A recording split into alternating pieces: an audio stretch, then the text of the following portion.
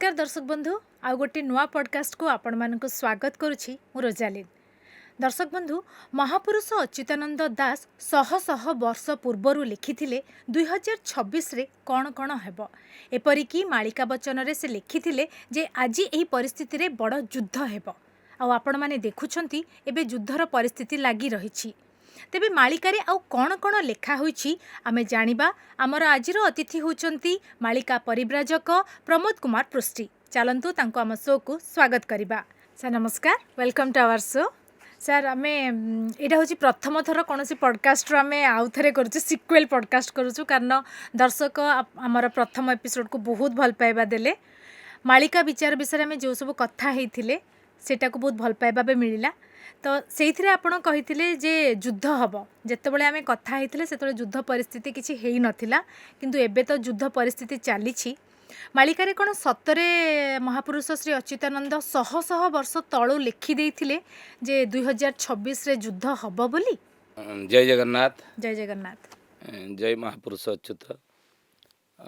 सर्वप्रथमे OTV समस्त दर्शक मान मोर कोटि कोटि प्रणाम। आपण नमस्कार। विशेष कथा जे आज को शह शह वर्ष कहले कौन ना 600 वर्ष तले 600 वर्ष तले जितेबाला चैतन्य महाप्रभु नदिया नवद्वीपर श्रीक्षेत्र धाम आसी 1510 से समय पुरी रे गजपति राजा थे प्रताप रुद्रदेव तांकर शासन थिला। से समय उत्कलीय पंचसखा मानकर ओडिशार आविर्भाव होता। आ पंचसखा मानक भितर महापुरुष अच्युतानंद ये अनेक भविष्यवाणी करी आमको ता माध्यम सतर्क करिसेंती जे आगो ये गोटे समय आसूची जो समय दे सारा विश्व से समय द्वारा प्रभावित हो एवं से समय जो भली परिस्थिति उपजिब से परिस्थिति रे समस्ते परिस्थिति द्वारा प्रभावित हेबे।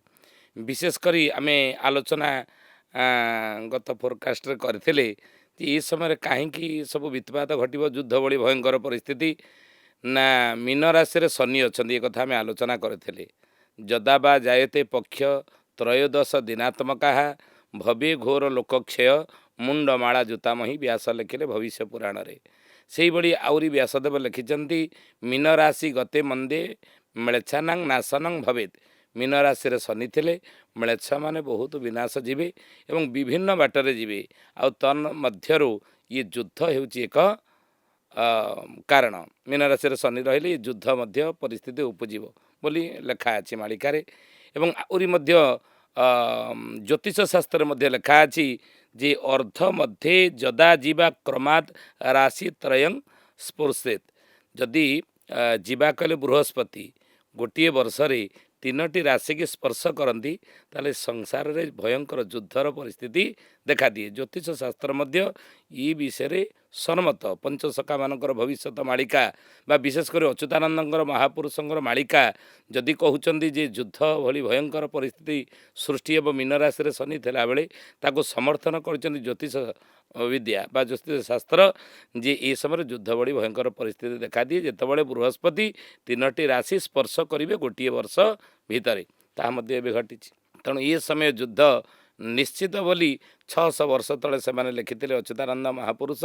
से कहिचनि मालिकार गोटे पद कहले तुरक धाई आसिब भारत रे हाण काट करिब जाई फुललो गुड़ी गोला बरसिब जाई फुललो। ये युद्ध जो अमेरिका एवं ईरान होउची ये माध्यम किए सब अलग कथा कि ये आगुरी सृष्टि हो ये युद्ध ये समय हेब बोली। कारण आम गत फोरकास्ट मध्य आलोचना करते जे महाभारत युद्धर गोटी ओली समाप्त ही नहीं द्वापर जुगरे जेतेबेले भगवान कृष्ण द्वारिका आसी पहुँची रुक्मणी पचारि कहले ठाकुरे आपण एते दिन पर आसिक पहुँचीगले आउ एते दिन पर आपणकर दर्शन सौभाग्य आम सब पाइलु अष्टपाटवंशी मैंने द्वारिकावासी मैंने पाइलु ना महाभारत युद्ध कुरुक्षेत्र होता कुरु पांडव मान भर 18 दिन युद्धर जो घोषणा होता ताकू उद्घोषणा मु करी मु ही युद्धर निर्णायक थी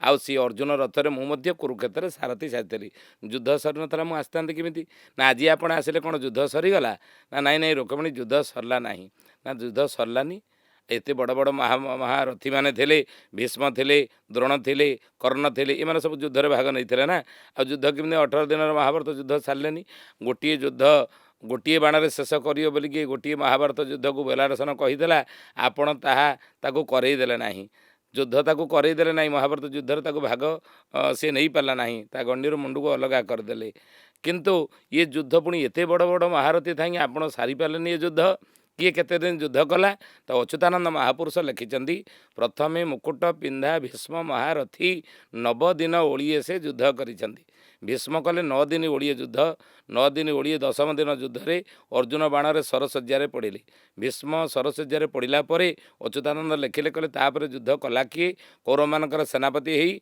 ना 5 दिवस जे द्रोण कला महारण 2 दिन युद्ध कला नृपति जे कर्ण द्रोण कले 5 दिन युद्ध कौरव पक्षर सेनापति ही 9 दिन ओडिए करते भीष्म ये 9 5 14 दिन ओडिए होगला युद्ध जिते द्रोणाचार्य दृष्टदुम्न द्वारा निहत हेले कौरव पक्षर सेनापति है कि अच्युतानंद महापुरुष कहले 2 दिन युद्ध कला नृपति जे कर्ण अंगराज कर्ण सूर्यपुत्र कर्ण ये 2 दिन सेनापति युद्ध कले सी अर्जुन बाण निहत है केते 9 5 14 दिन ओडी है 2 16 दिन ओडी तापर कर्ण मला परे कौरव पक्षर सेनापति हेले कि ना शल्यवीर ओडिए जे युद्ध आरंभिला युधिष्ठिर क्रोधानले सेहु जलीगला शल्य मर्दरा शल्य नकुल सहदेव मामू ये ओडिए युद्ध कले सी जो युधिष्ठिर द्वारा निहत हेले तापर कौरव पक्षर सेनापति हेले कि अच्युत कहले कहले यापर कृपाचार्य गदा पर्व ओडिए समर यहीपरि 17 दिन 2 प्रहर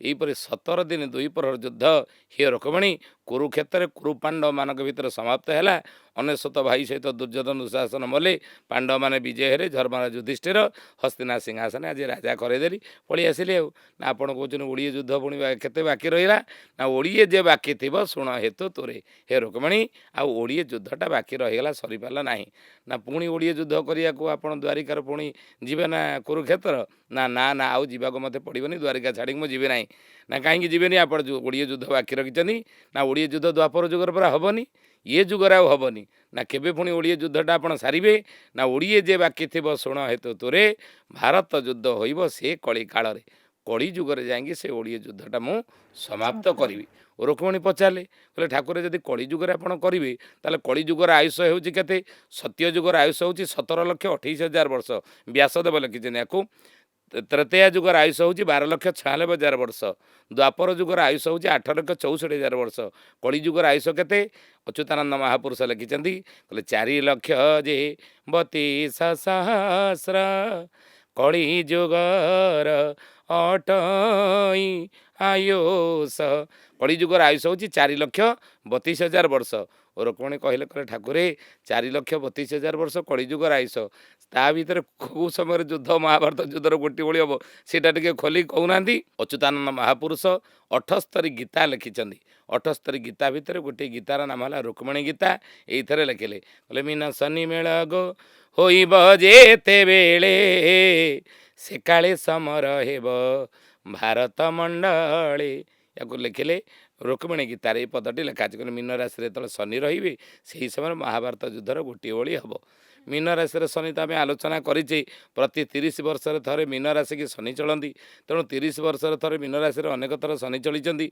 कौ मीन राशि शनि केतबे चलला बेले महाभारत युद्धटी खोलिकी कहतु अच्युतानंद महापुरुष मालिकार नाम है शिवकल्प नवखंड निर्घंटे कहले मीन शनि गुरुवार पढ़ब यही अंके ध्रुव ध्रुव मिथुन मासरे 13 दिन पक्षे काल धरणी ग्रासीब मीन राशि शनि थे 13 दिनिया पक्ष युक्त हो समय महाभारत युद्धर गोटे ओली हम किंतु ये जो युद्ध चली ये से महाभारत युद्धर गोटे ओली युद्ध है ना ये हम ताले ये जो युद्ध चलती से कौन ना महापुरुष लिखिं जाईफल मालिकार कहले होइब महा समर देश देश मध्य अति प्रबल लो जाईफल पृथ्वी होई जीवनार खार जाईफल लो कहले पृथ्वी नारखार हो युद्ध कहीं ना महापुरुष लिखिं ये युद्धरे केते मरिवे ना अनेक प्राय ये युद्धरे 60 कोटी लोक खंडे सारा विश्व ये विनाश जीवे युद्धरे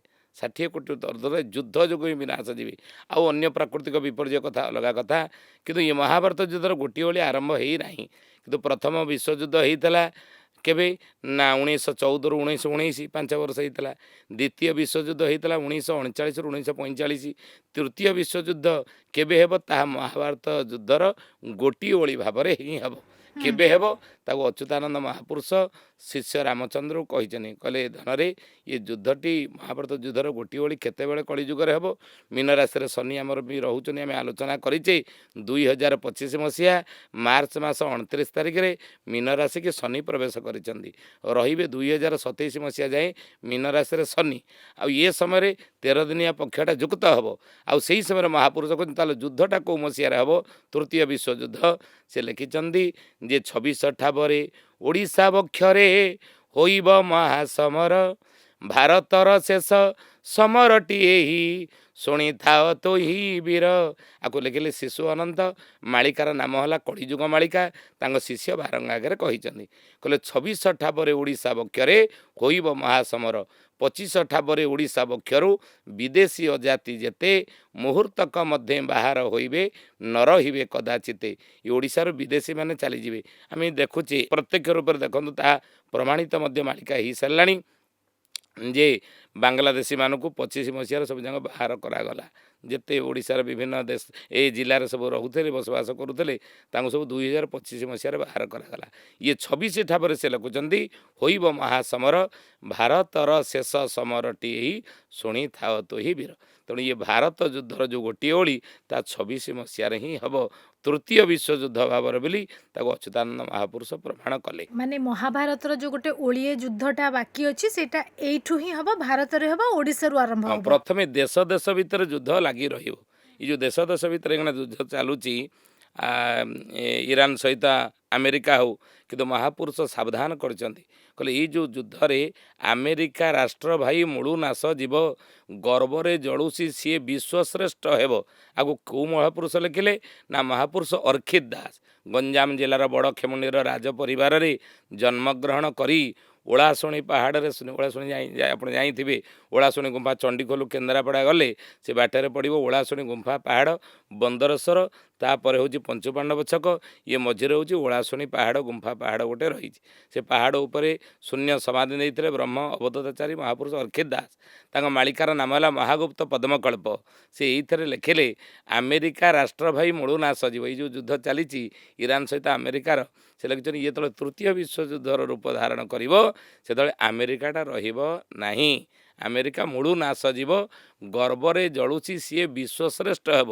ये जो युद्ध सी कहीं करुच्ची ना विश्व श्रेष्ठ होगापी सबू उपर तार अधिकार रेल उपर हो आउ कौ अर्थनीति हो सब क्षेत्र सी विश्व श्रेष्ठ हेब कि महापुरुष अर्खित दास लिखिदे काहारी गर्व सही नपारती धाता तेणु करी उड़ाइबे ताहार जे मथा अमेरिकार मथा जोटा से उड़े देवे बोली महापुरुष अर्खित दास महागुप्त पद्मकल्प लिखिले तेणु ये युद्ध में अमेरिका जीतब ना ये युद्धटा जो धीरे धीरे विश्व युद्धर रूप धारण कर अमेरिकाटा धीरे धीरे आप देखिए तार अर्थनीति तार सामरिक शक्ति तार आणविक शक्ति धीरे धीरे दुर्बल अवस्था को जीव एटा सब लेखा है मालिका रे सब जगह लिखा है माने युद्ध कथा खाली लेखा है माने सबूर खाली समस्या लेखा है तार समाधान किछि लेखा है माने जतले युद्ध हबो युद्ध को अटकई पारिबा पई भी किछि थांते माने कारण जतले युद्ध गोटे हुए बहुत लोग बहुत धन जीवन नष्ट हुए जदि माने से विषय जानीचे आमे जदि लोक अवार करवा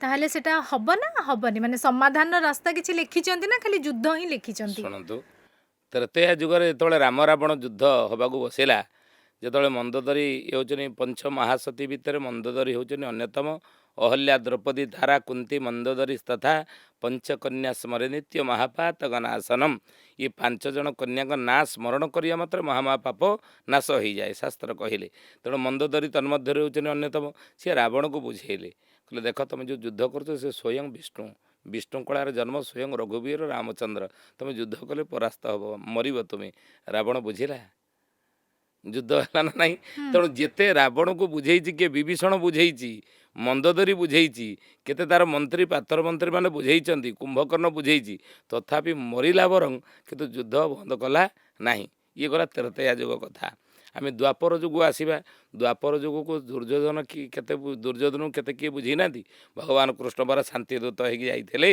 इरे पांडव मान 5 खंड गाँ दे जदि 5 खंड गाँ न दौचु 5टा घर गोटे गाँव दे 5टी घर जदि नौचु गोटे घरे 5टा बखरा दे से कहला बिना युद्धे देवी ना सूच्यग्रे मेदिनी बिना युद्धे मु छुंची अग्र भूमि सुधा पांडव मान को देवी ना युद्ध को भगवान अटकई पाइले ना कर्ण केते बुझेनी दुर्योधन को सी बुझिला दुर्योधन केते किए बुझेइचंदी केते किए युद्धरे हेले तुमे सब धन जीवन नष्ट हब धन जीव जीवन जीव केते क्षति हब संसार केते क्षति हब त्रेता जुगरे रावण को बुझेइतले केते क्षति हब तुमर तुम राज्यर एवं ये संसार बहुत क्षति हब रावण ना त्रेता जुगरे बुझीला ना युद्ध बंद हो पाला त्रेता जुगरे ना द्वापर जुगरे दुर्योधन बुझिला ना बुझिला नहीं युद्ध मध्य हैला बुझे कि तेणु 2 जन महापुरुष लिखिं ये युद्ध आगुरी विधि निर्दिष्ट ये युद्ध हबार अच्छी भगवान से द्वापर जुगर कही ये विधि निर्दिष्ट युद्ध हम कहीं गोटे भल समय आसापी हेले विकास करने गले विनाशर आवश्यकता रही अच्युतानंद महापुरुष से कहले कहले सृष्टि कहीं थाब होता ये सृष्टि जदि विनाश न होता ताले गढ़ी न भांगिले सृष्टि कहीं ठाब होता तेणु करी नाश कले करम करता तेणु गोटे भल समय आसिया हेले पुराणा को हटिया पड़ो गोटे नुआ विशाल भल भव्य घर तैयारी करे आपण पुराणा घर खंडे करछंदी केते ता पिछा पैसा भी खर्च करछंदी ताकू परिश्रम मध्य होईची समय मध्य लागिची आउ अर्थ मध्य खर्च होईची किंतु जेतेबेले आपण गोटे भव्य मंदिर तैयारी करिवे भव्य घर खंडे तैयारी करिवे से पुराणा घर को भांगिबे ना आउ तेणु भगवान से ही कम बर्तमान करिया जाउछंदी हारिदास महापुरुष लिखिछंदी संवत्सर 5 सहस्र कली शेष होइब सत्य जुग आद्य प्रवेश शुभ जुग होइब हरि हरि शब्दे मातिबे हरि भक्त माने हरस होइबे हृदय दुखी दरिद्र माने फिटिब प्रजांक कषण दुष्ट होइबे शेष क्षमे हाड़ीदास भणिले आगत जे भविष्य छतिया बटर महापुरुष महापुरुष हाड़ीदास लिखिले कहले ये गोटे सत्य जुग आसूँ गोटे भल समय आगू आसूची ता पूर्व खराब गुड़ को हटेया पड़ो ना मालिकार एमती पूरा लिखा है जे अमेरिकार विनाश हब बोली पूरा ना सहित लिखा है अर्खित दास लिखिं से लिखिले एही भारत संगे पाकिस्तान टी रंगे महासमर करिब जानी था तोही महासमर आगु को करिब आउ पुणी चीनी सैन तुर्की ईरान टी जान ब्रिटिश जे अमेरिका सर्वे मिलेण ये धीरे धीरे सब मिले ये जोटा होची ये धीरे धीरे आगु जो तृतीय विश्वयुद्ध रूप नब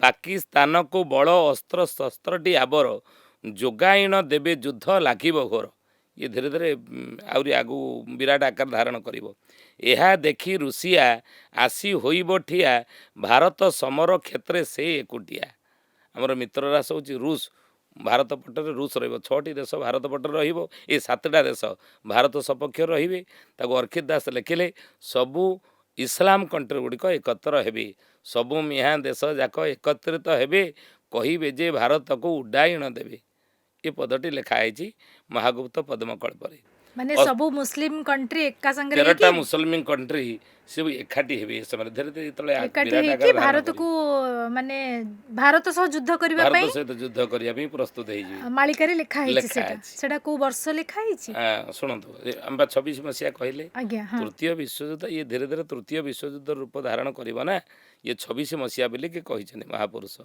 अस्त्र शस्त्र सैन्य जोगाई देवटी जान भारत सहित मिसी करिवरण प्राच्य पाश्चात्य गण यही परि मिलेण युद्ध आरंभ सबू करिवे ये युद्ध प्राच्य पाश्चात्यर ये सब युद्ध ये सब हम महापुरुष लिखिं वर्तमान जान सजा सजी हेउ छई भविष्य युद्ध रे धरा दुलुकिब तही जापानर राग थिबो हिरोसीमा कथा ये कथा देखो सी से लिखि पकाई बम युद्ध रे जानी था अर्खित दास लिखिले महागुप्त पद्मकल्परे से ही क्रोध लिभि नाही जापानर जान युद्ध रे भारत पट हेब से पुण जापानर अनुरोधे जर्मान मिसिब भारत पटुआ होई आफ्रिका ध्वंसिब ये पद लगे या ही हम आप देखिए आगु को आ चीनी पाकिस्तान पुणी अमेरिका जान ରୁଷିଆ ଭାରତ ପୁଣି ଜର୍ମାନ ଜାପାନ ଏସବୁ ଦେଖନ୍ତୁ ଆଙ୍କ ପଟରେ କିଏ ରହିଲେ ତାଙ୍କ ପଟରେ କିଏ ରହିଲେ। ଇରାକ ଯେ ସମର୍ଥନ ଦେବ ପାକିସ୍ତାନ ଭାରତ ସପକ୍ଷ ହେବେ ମହାଶକ୍ତି ଜାଣ ମହାପୁରୁଷ ଲେଖିଥିଲେ। ହଁ ତେଣୁ ଏ ମହାମସୀ କେତେବେଳେ ବସି ଆମେ ଯେଉଁ ଆଲୋଚନା କରୁଥିଲେ ଯେ 2600 ଅଙ୍କରେ ଓଡ଼ିଶା ବକ୍ଷରେ ଲାଗିବ ମହାସମର ଭାରତର ଶେଷ ସମରଟି ହେଇ ଜାଣିଥାଅ ତୋହି ବୀର ଏମନ୍ତ କାଳରେ କହୁଛି ବାବୁରେ ବୁଝିଯିବ ଲୀଳା ଭଲେ ଏ ଭାରତ ପରେ ଚିହ୍ନା ଦେବ ଧାଡ଼ି ନିଶ୍ଚୟ ଜବନ ତୁଲି। ଏନା ଆକ୍ରମଣ ମଧ୍ୟ ଏ ସମୟରେ ଯେଉଁ ଦେଶ ଦେଶ ଯୁଦ୍ଧ ଚାଲିଛି ଇରାନ ସହିତ ଆମେରିକାର ଇ ଚାଇନା ଭଉଣୀ ଆକ୍ରମଣ କରିଦେବ ଭାରତ ଉପରେ। ଏଇ ସମୟରେ ହଁ ଏଇ 26 ମସିହାରେ ସେ ଲେଖିଛନ୍ତି। ତାକୁ ମଧ୍ୟ ଶିଖ ଗୁରୁ ଗୋବିନ୍ଦ ସିଂ ତାଙ୍କର ସୌଖିନୀ ନାମ ଗ୍ରନ୍ଥରେ ଲେଖିଲେ। ସିଂଙ୍କର ଯିଏ ଦଶମ ଗୁରୁ ଗୋବିନ୍ଦ ସିଂ ସେ ସୌଖିନୀ ନାମକ ଧର୍ମ ଗ୍ରନ୍ଥରେ ଲେଖିଛନ୍ତି ଚଢ଼ାହୁଏ 98 ପରତ ଯାଏ ସବ ରଙ୍ଗ ଧରତୀ କି କୋନେ କୋନେ ମେ ଭାରି ହୋଙ୍ଗେ ଜଙ୍ଗ। ଏଇ ସମୟରେ ଧରତୀର କୋଣେ କୋଣରେ ଯୁଦ୍ଧ ସବୁ ହବ ଲେଖା ଅଛି। ତେଣୁ ଏ ଯୁଦ୍ଧ ବିଧି ନିର୍ଦ୍ଦିଷ୍ଟ ତୃତୀୟ ବିଶ୍ୱଯୁଦ୍ଧ ଭାବରେ ତାହା ସାରା ବିଶ୍ୱ ଦୁଇ ଭାଗ ହେବ ଆଉ ଦୁଇ ଭାଗ ହେଇକି ତୃତୀୟ ବିଶ୍ୱଯୁଦ୍ଧର ରୂପ ଧାରଣ କରିବ। ଆଉ ଇଏ ହେଉଛି ଦ୍ୱାପର ଯୁଗର ମହାଭାରତ ଯୁଦ୍ଧର ଗୋଟିଏ ଓଳି ବୋଲି ଅଚ୍ୟୁତାନନ୍ଦ ମହାପୁରୁଷ ବା ପଞ୍ଚସଖାମାନେ ତାଙ୍କର ଶିଷ୍ୟ ପ୍ରଶିଷ୍ୟଙ୍କ ନିକଟରେ କହିଦେଇଛନ୍ତି। ଯୁଦ୍ଧରେ କିଏ ଜିତିବ ସେଇଟା ଲେଖା ହେଇଛି। ହଁ ଯୁଦ୍ଧରେ ମହାପୁରୁଷ ଲେଖିଛନ୍ତି ଯେ ଭାରତ ଯେ ଭଗବାନଙ୍କର ଜନ୍ମସ୍ଥାନ ଅନିଷ୍ଟ ଘଟିଲେ ପୁଣି ନୂଆ ହେବେ ଜନ୍ମ ଇଏ ଯୁଦ୍ଧରେ ଭାରତ ହିଁ ଜିତିବ। ହଁ ଲେଖା ଅଛି ସମ୍ପୂର୍ଣ୍ଣ ଭାରତ ହିଁ ଏ ଯୁଦ୍ଧରେ ଜିତିବ କିନ୍ତୁ ଶେଷରେ ପାକିସ୍ତାନ ଆସିକି ଭାରତ ନିକଟରେ ଶରଣ ପଶିବ ସବୁ ଦେଶକୁ ଭାରତ ହିଁ କଣ୍ଟ୍ରୋଲ କରିବ। ଏ ଯୁଦ୍ଧର ଯେତେବେଳେ ସମାପ୍ତ ହେବ ସେହି ସମୟରେ ଭାରତ ଚକ୍ରବର୍ତ୍ତୀ ରାଜା ଭାରତରେ ଜଣେ ହେବେ। ଅଚ୍ୟୁତାନନ୍ଦ ମହାପୁରୁଷ ତାକୁ ଲେଖିଛନ୍ତି ବଳଦେବ ରାଜା ହେବେ ଚକ୍ରବର୍ତ୍ତୀ ଭୂପତି ପରେ ଚକ୍ରବର୍ତ୍ତୀ ହେବେ କେହି ବିବାଦୀ ଜଣେ ନଥିବେ। ଆମେ ମଧ୍ୟ ଆଲୋଚନା କରିଛେ। ତେଣୁ ବଳଦେବ ରାଜା ହେବେ ଆଗକୁ ଆଉ ଇଲେକ୍ସନ୍ ହେବନି 29 ଯେଉଁ ଇଲେକ୍ସନ୍ ହେବା କଥା ଆଉ ହେବ ନାହିଁ। ସେତେବେଳେ ବଳଦେବ ରାଜା ହେବେ ସାରା ବିଶ୍ୱରେ ଶାନ୍ତି ପ୍ରତିଷ୍ଠା କେମିତି ହେବ ତା ପାଇଁ ସେ ପ୍ରୟାସ କରିବେ। ଏବେ ଯେଉଁ 29ରେ ହବ ଇଲେକ୍ସନ ସେଥିରେ କେହି ସେ କହୁଛନ୍ତି ନାହିଁ ଇଲେକ୍ସନ୍ ହେବନି ବୋଲି ଅଚ୍ୟୁତାନନ୍ଦ ମାଳିକାରେ ଲେଖିଛନ୍ତି। ହଁ ବଳଦେବ ରାଜା ହେବେ ସତ୍ୟ ଧର୍ମେ ପୃଥ୍ୱୀ ସେହୁ ପାଳିବେ ଯେ କେହି ବିବାଦୀ ଜଣେ ନଥିବେ। ଜଣେ ଯଦି ଶାସକ ଦଳ ହୁଅନ୍ତି ଆଉ ଜଣେ ହୁଅନ୍ତି ତାଙ୍କର ବିରୋଧୀ ଦଳ। କିନ୍ତୁ ବିରୋଧୀ ଦଳରେ ରହିବା ପାଇଁ ହେଲେ କିଛି ଗୋଟେ ସଂଖ୍ୟା ଦରକାର। ଏତିକି ସଂଖ୍ୟକ ହେଲେ ଜଣେ ବିରୋଧୀ ଦଳରେ ହେଇପାରିବେ। କିନ୍ତୁ ମହାପୁରୁଷ ଅଚ୍ୟୁତ ଲେଖିଲେ ବିରୋଧୀ ଦଳରେ ସେତିକି ସଂଖ୍ୟକ ଆଉ ରହିବେ ନାହିଁ ଯେ ବିରୋଧୀ ଦଳ ହେବା ପାଇଁ ଶାସକ ଦଳର। ତେଣୁ କିନ୍ତୁ ଇଲେକ୍ସନ୍ ହେବନି ଇଏ ରାଜତନ୍ତ୍ରତା ଆସିବ। ମାନେ ମାଳିକାରେ ଲେଖା ହେଇଛି 29ରେ ଯିଏ ରୁଲ କରିବ ମାନେ ତାଙ୍କର କେହି ବିରୋଧୀ ନଥିବେ ସିଏ ହେବେ ମାନେ ନିର୍ଦ୍ୱନ୍ଦରେ ନିର୍ବାଚିତ ହେବେ। ଭୂପତି କହିଲେ ପୃଥିବୀର ବା ଆର ପତି ରାଜା ହେବେ। କିନ୍ତୁ ଭୂପତି ପରେ ଚକ୍ରବର୍ତ୍ତୀ ହେବ। ଚକ୍ରବର୍ତ୍ତୀ ରାଜା କାହାକୁ କହନ୍ତି? ପୂର୍ବ କାଳରେ ଯେତେବେଳେ ଚକ୍ରବର୍ତ୍ତୀ ରାଜା କିଏ ହେବା ପାଇଁ ଚାହୁଁଥିଲେ ସିଏ ସେତେବେଳେ କ'ଣ କରୁଥିଲେ ନା ଅଶ୍ୱମେଧ ଯଜ୍ଞ କରୁଥିଲେ। ଅଶ୍ୱକୁ ଛାଡ଼ି ଦେଉଥିଲେ। ଯେଉଁ ଦେଶ ଗୁଡ଼ିକ ଅଛନ୍ତି ସେ ଅଶ୍ୱକୁ ଯଦି ତାକୁ ଜୋର ଜବରଦସ୍ତ ଅଟକେଇଲେ ଇଏ ତାଙ୍କ ସହିତ ଯୁଦ୍ଧ କରୁଥିଲେ ତାଙ୍କୁ ପରାସ୍ତ କରୁଥିଲେ। ଯଦି ହାରି ଯାଉଥିଲେ ତାଙ୍କର ଅଧୀନତା ସ୍ୱୀକାର କରୁଥିଲେ। ତେଣୁ ଚକ୍ରବର୍ତ୍ତୀ ରାଜା ସିଏ ଯାହାର ଅଧୀନତା ସବୁ ରାଜ୍ୟର ରାଜାମାନେ ସ୍ୱୀକାର କରନ୍ତି। ରାଜା ଯାହାର ଅଧୀନରେ ପରିଚାଳିତ ସେ ହେଉଛନ୍ତି ଚକ୍ରବର୍ତ୍ତୀ ରାଜା। ତେଣୁ ଭାରତରେ ଯିଏ ଆଗକୁ ମୁଖ୍ୟ ହେବେ 29ରେ ସିଏ ବଳଦେବଙ୍କର ପାୱାର ଶକ୍ତି ତାଙ୍କ ଭିତରେ ରହିବ। ସ୍ୱୟଂ ବଳଦେବ କାରଣ କଳିଯୁଗରେ ବଳଦେବ ହିଁ ରାଜା ହେବେ ବୋଲି ମାଳିକାରେ ଅଚ୍ୟୁତାନନ୍ଦ ଲେଖିଛନ୍ତି। ବଳଦେବ ରାଜା ହେବେ କାହ୍ନୁ ପରିଚାର ବସିବ ସୁଧର୍ମା ସଭା ଯାଜନଗ୍ର ଠାର। ସୁଧର୍ମା ସଭା ହେଉଛି ଦେବତାମାନଙ୍କର ସଭାକୁ ସୁଧର୍ମା ସଭା କହନ୍ତି। ଯେହେତୁ ଗୋଟେ ଭଲ ସମୟ ଆସୁଛି ଦେବସମ୍ପନ୍ନ ଆତ୍ମାମାନେ ସେମାନେ ସଭା କରିବେ। ମଣିଷ ଭିତରେ ପ୍ରବେଶ କରି ଭଲ ଗୁଣ ପ୍ରବେଶ କରିବ। ଭଲ ଲୋକମାନେ ଗୋଟେ ସଭା କରିବେ। ଧର୍ମ କେମିତି ସ୍ଥାପନା ହେବ ସମସ୍ତେ କେମିତି ବିଶ୍ୱରେ ଶାନ୍ତି ପ୍ରତିଷ୍ଠା ହେବ ଏସବୁ ଗୋଟେ ସଭା ହେବ। ସେତେବେଳେ ବଳଦେବ ରାଜା ହେଇଥିବେ। ଆଉ କେଉଁଠି ରାଜା ହେଇଥିବେ? ଅଚ୍ୟୁତାନନ୍ଦ ମହାପୁରୁଷ ମାଳିକାରେ ଲେଖିଲେ ବଳଦେବ ରାଜା ହେବେ ଦିଲ୍ଲୀ ସିଂହାସନେ ବୀଣାବାଇ ନାରଦ ଯେ ନାଚିବେ ଛାମୁରେ। କହିଲେ ବଳଦେବ ହିଁ କଳିଯୁଗରେ ରାଜା ହେବେ। ଭଗବାନ ସବୁ ଯୁଗରେ ରାଜା। ସତ୍ୟ ଯୁଗରେ ସ୍ୱୟଂ ଶେଷ ନୃସିଂହ ରାଜା ଥିଲେ ଭଗବାନ ବିଷ୍ଣୁ କଳାରେ ଜନ୍ମ। ତ୍ରେତୟା ଯୁଗରେ ଅଯୋଧ୍ୟାରେ ଦଶରଥ ଘରେ ପ୍ରଭୁ ରାମ ରାଜା ହେଇଥିଲେ ବିଷ୍ଣୁ କଳାରେ ଭଗବାନ ବିଷ୍ଣୁ ରାଜା। द्वापर जुगरे द्वारिकार कृष्ण राजा होते कि सबु जुगरे तीन जुगरे प्रभु राजा होती कड़ी जुगरे प्रभु राजा हेबे नहीं बोली अच्युतानंद मालिकार लिखिंट। एबर युद्ध परिस्थिति रे भारतर कौन स्थिति रहिबो? भारत वर्तमान देखो धीरे धीरे भारत न्यूट्राल रही आप भावुं कि किए न्यूट्राल अच्छा ना ना ये रुषिया चुप हो बसी ना चाइना चुप हो अच्छी ये युद्ध रे प्रत्यक्षर नहले भी अच्युतानंद महापुरुष कहते ये जो युद्धटा तृतीय विश्वयुद्ध आड़ को मुहाइबे सबु देश माने परोक्षरे सबु देश माने परोक्षरे अस्त्र शस्त्र समस्त जोगाउछंती ईरान को किए जोगाउछंती कि अमेरिका सपक्षर किए अच्छा तेणु परोक्षरे समर्थन दौरान आउ आपण भावतु नहीं जे ये दी जन देशर केवल युद्ध चलती आउ सब मैंने आम चुप हो अच्छा आम भारत मध्य समर्थन करुच्ची परोक्षरे ताको आम जापर ना सेटा भी लिखा है हाँ सी काहाकू आम भारत परोक्ष माने साहाଯ୍य करूची अमेरिका को तो समर्थन दब ना भारत लिखा है मालिका रे अमेरिका को समर्थन दब ना चाइना अमेरिका एम सब भारत सपक्षर नुहति जो युद्ध हम से जो 13टा मुसलमान कंट्री पर 13टा मुस्लिम शासन जो सब चलती मुसलमान कंट्री थे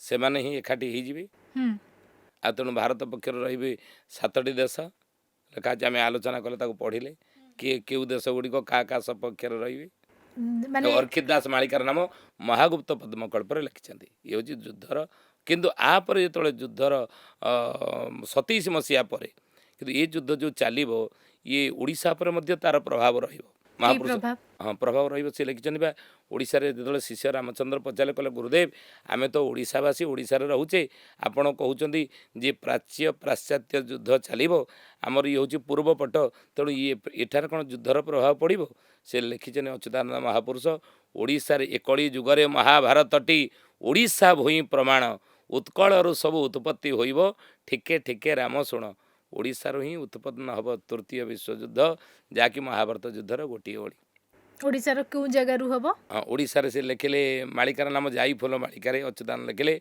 ओडिशारे युद्ध स्थान कटकर चौद्वारटी जाणलो जाई फूल अरकत बही बधार जाई फूल लो आगो जहाँ लेखा अच्छी मुझे पढ़ुची अच्युतानंद महापुरुष जहाँ ठिकणा कर सत्य युद्ध निश्चित हम ओडिशारे युद्ध स्थान कटकर चौद्वारटी जाण चौद्वार ना आज जो चौद्वार अच्छी आगु ता ना चौद्वार नाला विराट कटक थिला मन पकातु द्वापर जुग जितेबले द्वापर जुगरे कपट पोषा खेल पांडव मैंने हारि सारा 12 वर्ष वनवास जाते 12 वर्ष वनवास पर गोटे वर्ष अज्ञातवास करते कौटी विराट नगरटा बर्तमान ता कौटी ना हूँ चौद्वार से विराट कटक गोटे वर्ष अज्ञातवास करते युधिष्ठिर कंक भीम होते रोसैया अर्जुन बुर्हनणा नकुल सहदेव घोड़ा जगुआल एवं ये गोरुशाल जगुआल थे द्रौपदी होते महाराणी अंग सेविका शैलेन्द्र ना था तेणु गोटे वर्ष अज्ञातवास से करते अस्त्र शस्त्र सब कौट रखते से रखिदे गले समीप रक्षार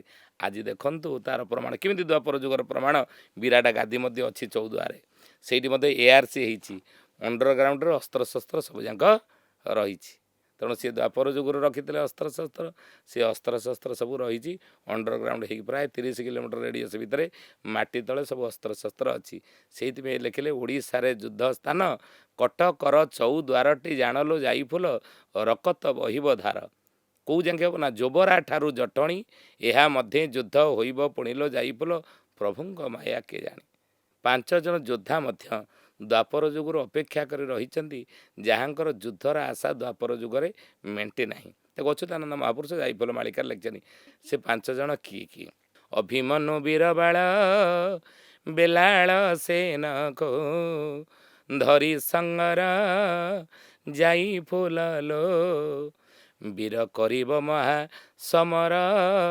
जाई फुललो कपट सप्तरथी माने चक्र विहर कपट जो अभिमन्यु को मारिले से अभिमन्यु आशा था महाभारत युद्ध को सारिक मर बुझे कि तेणु सी आगुरी चलीगला तेणु तार युद्धर आशा मेंटे ना से आशा करके अपेक्षा कर रही सी अभिमन्यु जन्म हो आत्मा नैनंग छिंदंती शस्त्राणी नैनंग दहती पावक न चीन केदयंताप न शोषयति मारुत गीतार भगवान कहले अर्जुन रे आत्मा आमर शरीर बरंग पुराणा पोशाक छाड़ी नुआ पोशाक जमी आम पिंधुचे से भाई आत्मा पुराणा सर छाड़ी नुआ सर धारण कर से अभिमन्यु पुणी जन्म होती गोटे अणी महाभारत युद्ध तार आशा मेटेब आउ किए बेलाल सेन भीमर पुओ ହେଉଛି घटोत्कच तार पुओ ହେଉଛି बेलाळसेन से मध्य आशा बांधिଥିଲା महाभारत युद्धରେ युद्ध ଟିକେ କରିବ आशा मेଣ୍ଟି ନାହିଁ ସିଏ ଜନ୍ମ ହୋଇଛି महाभारत युद्धରେ ଗୋଟିଏ ଓଳି ଯୁଦ୍ଧ କରିବ।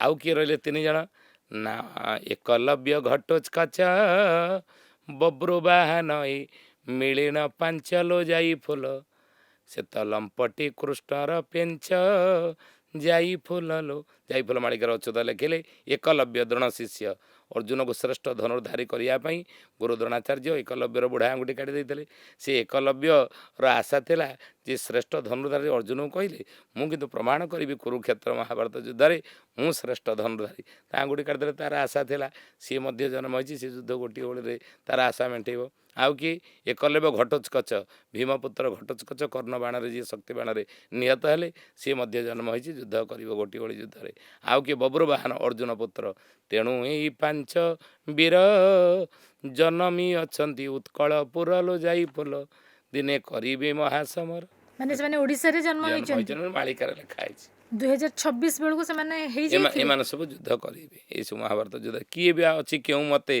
ताहा आमे जानिबा के मते सेटा लिखाइ नथिबो को वंशधर हेइथिबे कोन हेइथिबे से विषय लिखाइ नै कितो लिखाइ जे माने सब जन्म हेइ थिबे तो महाभारत युद्ध जदि गोटी ओळी बाकी रही सी ओडिया युद्ध रे पुनी सेनापति किए हबो गोटी ओळी युद्ध रे सेनापति निहात दरकार तार सी कोटी जन्म होइतो किए हबो अच्युतानंद महापुरुष लिखिचंदी कहले चारि दिगरे चहल पड़िबो चिन्हा संगे आद्य समर हेबो चाकिरिया माने फेरस्त हेबे चोर माने अति प्रबल हेबे चौहान थिब से देशे जे चरण चुतिया भूरी सर्वा सेत जन्म असुर देशे जे द्वापर जुगरे जेतबळे जानु भग्न होगी दुर्योधन व्यास सरोवर निकटे पड़ीला ये भूरी सर्वा जाकि पहुँचला ता पाखे भूरी सर्वा कहला कि हो तुम तो कहूल तुम गदार भार होची केते ना 72 भार भीमर होचन केते 52 भार दुशासन होची 56 भार 72 भार गदार प्रहार तुम पांडव मान मारिदेव एकुटिया आउ तुम कौन एमती जानु भग्न हो पड़ीच ये गला ये भाई कटा घारे चून मारे पुणी पड़े आलु मोर अवस्था या तू पुणी आहरी चून मारे आसलु ये तो ऊपर मोर विश्वास आसलानी जहाँकि मु प्रथमे क्या भीष्म को कली सेनापति तापर द्रोण को कली सेनापति कर्ण को शल्य को कली जार परिणाम भोगुची जानु भग्न हो पड़ी तो ऊपर जदि विश्वास करी मु ते सेनापति करथांती तू हूँ देवदेव महादेव बରରେ बलियान तो मथारे जे पर्यंत सिरीपा पगड़ी थी महादेव ते बर देते तो युद्ध कहीं परास्त करें ना ना एबे को युद्ध एबे को समय चलीगला एबे मत सेनापति करन मु तुम विजय देदेवी जमी हेले दुर्योधन तले तिलक करदेला कहला जा सेनापति कली मत विजय दे सी कहला नुह इमिति कौन मुझे युद्ध कराया जी ना मुंडे भल कि पगड़ी फगड़ी बांधि गोटे योद्धा बेस जी ना सी पगड़ी बांधु बांधु बांधु बांधु शेष हो गला युद्ध भगवान चलीगले आउ युद्ध हो पार ना बुझे कि दुर्योधन गला गोटा घोड़ा को लेकिन रथरे जोचिला से कहला ना ये दुर्बलिया देखा जाऊँगी ये रथ को मत घोषार नहीं पार ना ताकू खोल देकी आउ गोटा घोड़ा बांधिला एटा बांधु बांधु बांधु बांधु समय समाप्त होगला कुरु साई कोप कला उच्चत लगे कुरु साई कोप कला दुर्योधन रागला कहला ना तो द्वारा साग सीजबनी जा से भूरी सरवा से गोटी ओळी युद्ध रे भाग नब कर से गोटी ओळी युद्ध कौड़ी जन्म होती कहले भूरी सरवा चीन देशे जन्म लभिची असुर अंशे लो जाई फुल युद्ध करिब हर से जाई फुल चाइना रे जन्म होती चाइना रे से भूरी सरवा किए से व्यक्ति किए आम सब जापर जी मुख्य होते से भूरी सरवा माने नहीं रूप नहीं सी जन्म होती किए चाइनार जी मुख्य राष्ट्रपति आम कहीपर तेणु सी आक्रमण कर से भूरी सरवा गोटे ओळी युद्ध से सेनापति हम भारत पर आक्रमण कर चाइना आम विपक्ष नुह हाँ भूरी सरवा आम विपक्ष सी दुर्योधन पटर रही दुर्योधन पटर युद्ध करला ना तेणु सी दुर्योधन पट युद्ध करला आम विपक्ष ना सी युद्ध कर सेनापति सेपटु हेबे सेपटु आम पटु किए हेबे जो पटरे धर्म थिबो सेई पटरे प्रभु रही तेणु आम जदि देखा आम भारत पटरे ही धर्म रहिबो महापुरुष लिखिचंदी समस्ते धर्माभिमुखी हेबे समस्ते धीरे धीरे धीरे धीरे एभली परिस्थिति आसीबो आपद पड़िबो बहुत किछि अच्युत लिखिले बहुत आपद विपद ई 3 वर्ष भितर पड़िबो आबर भांगिबो आगु कहूँ आबर कले टाण कहार टाण ए समय रहिबनी से धनी मानी ज्ञानी जी हूँ ना कहीं अच्युतानंद महापुरुष लिखिनी कहले चाही था बार गो पाळ चमक हेब हल ଚିତା ପ୍ରା ଚରେ ଲେଖିଛନ୍ତି ଚାହିଁତା ବାର ଗୋପାଳ ଦ୍ୱାଦଶ ଗୋପାଳ ତାଙ୍କ ଆଗରେ କହୁଛନ୍ତି ଚମକ ହେବ ଚଳ ଏ ସଂସାର ଚମକିବ ସେମିତି ବିଜୁଳି ମାରେ ଚମକି ପଡ଼ନ୍ତି ଲୋକେ ସେବେଳେ ହଠାତ୍ କିନି ଏମିତି ଘଟଣା ଘଟିବ ଲୋକେ ଚମକି ଯିବେ ଆଶ୍ଚର୍ଯ୍ୟ ହେଇଯିବେ। ଆଉ ଚିତା ପ୍ରାୟ ଅଗ୍ନି ଜଳିବ ସେ କାଳେ ନ ରହିବ ଥଳ କୋଳ ଚିତା ଆଜି ମଶାଣରୁ ନିଆଁ ଲିଭିବନି ସେଇଭଳି ପରିସ୍ଥିତି ଦେଖାଦେବ। ଏ ଯେଉଁ ଯୁଦ୍ଧ ହେଉଛି ଇଏ ଯୁଦ୍ଧ ନିଆଁ ଲିଭିବନି ସହଜେ। ଇଏ 26 ମସିହା ସେ ମହାପୁରୁଷ ଲେଖିଛନ୍ତି 13 ମାସ ଯୁଦ୍ଧ ହେବ। ପ୍ରଥମ ବିଶ୍ୱଯୁଦ୍ଧ ହେଇଥିଲା 5 ବର୍ଷ, ଦ୍ୱିତୀୟ ବିଶ୍ୱଯୁଦ୍ଧ ହେଇଥିଲା 6 ବର୍ଷ, ତୃତୀୟ ବିଶ୍ୱଯୁଦ୍ଧ ଇଏ 13 ମାସ ହେବ ବୋଲି ମାଳିକାରେ ଲେଖା ଅଛି।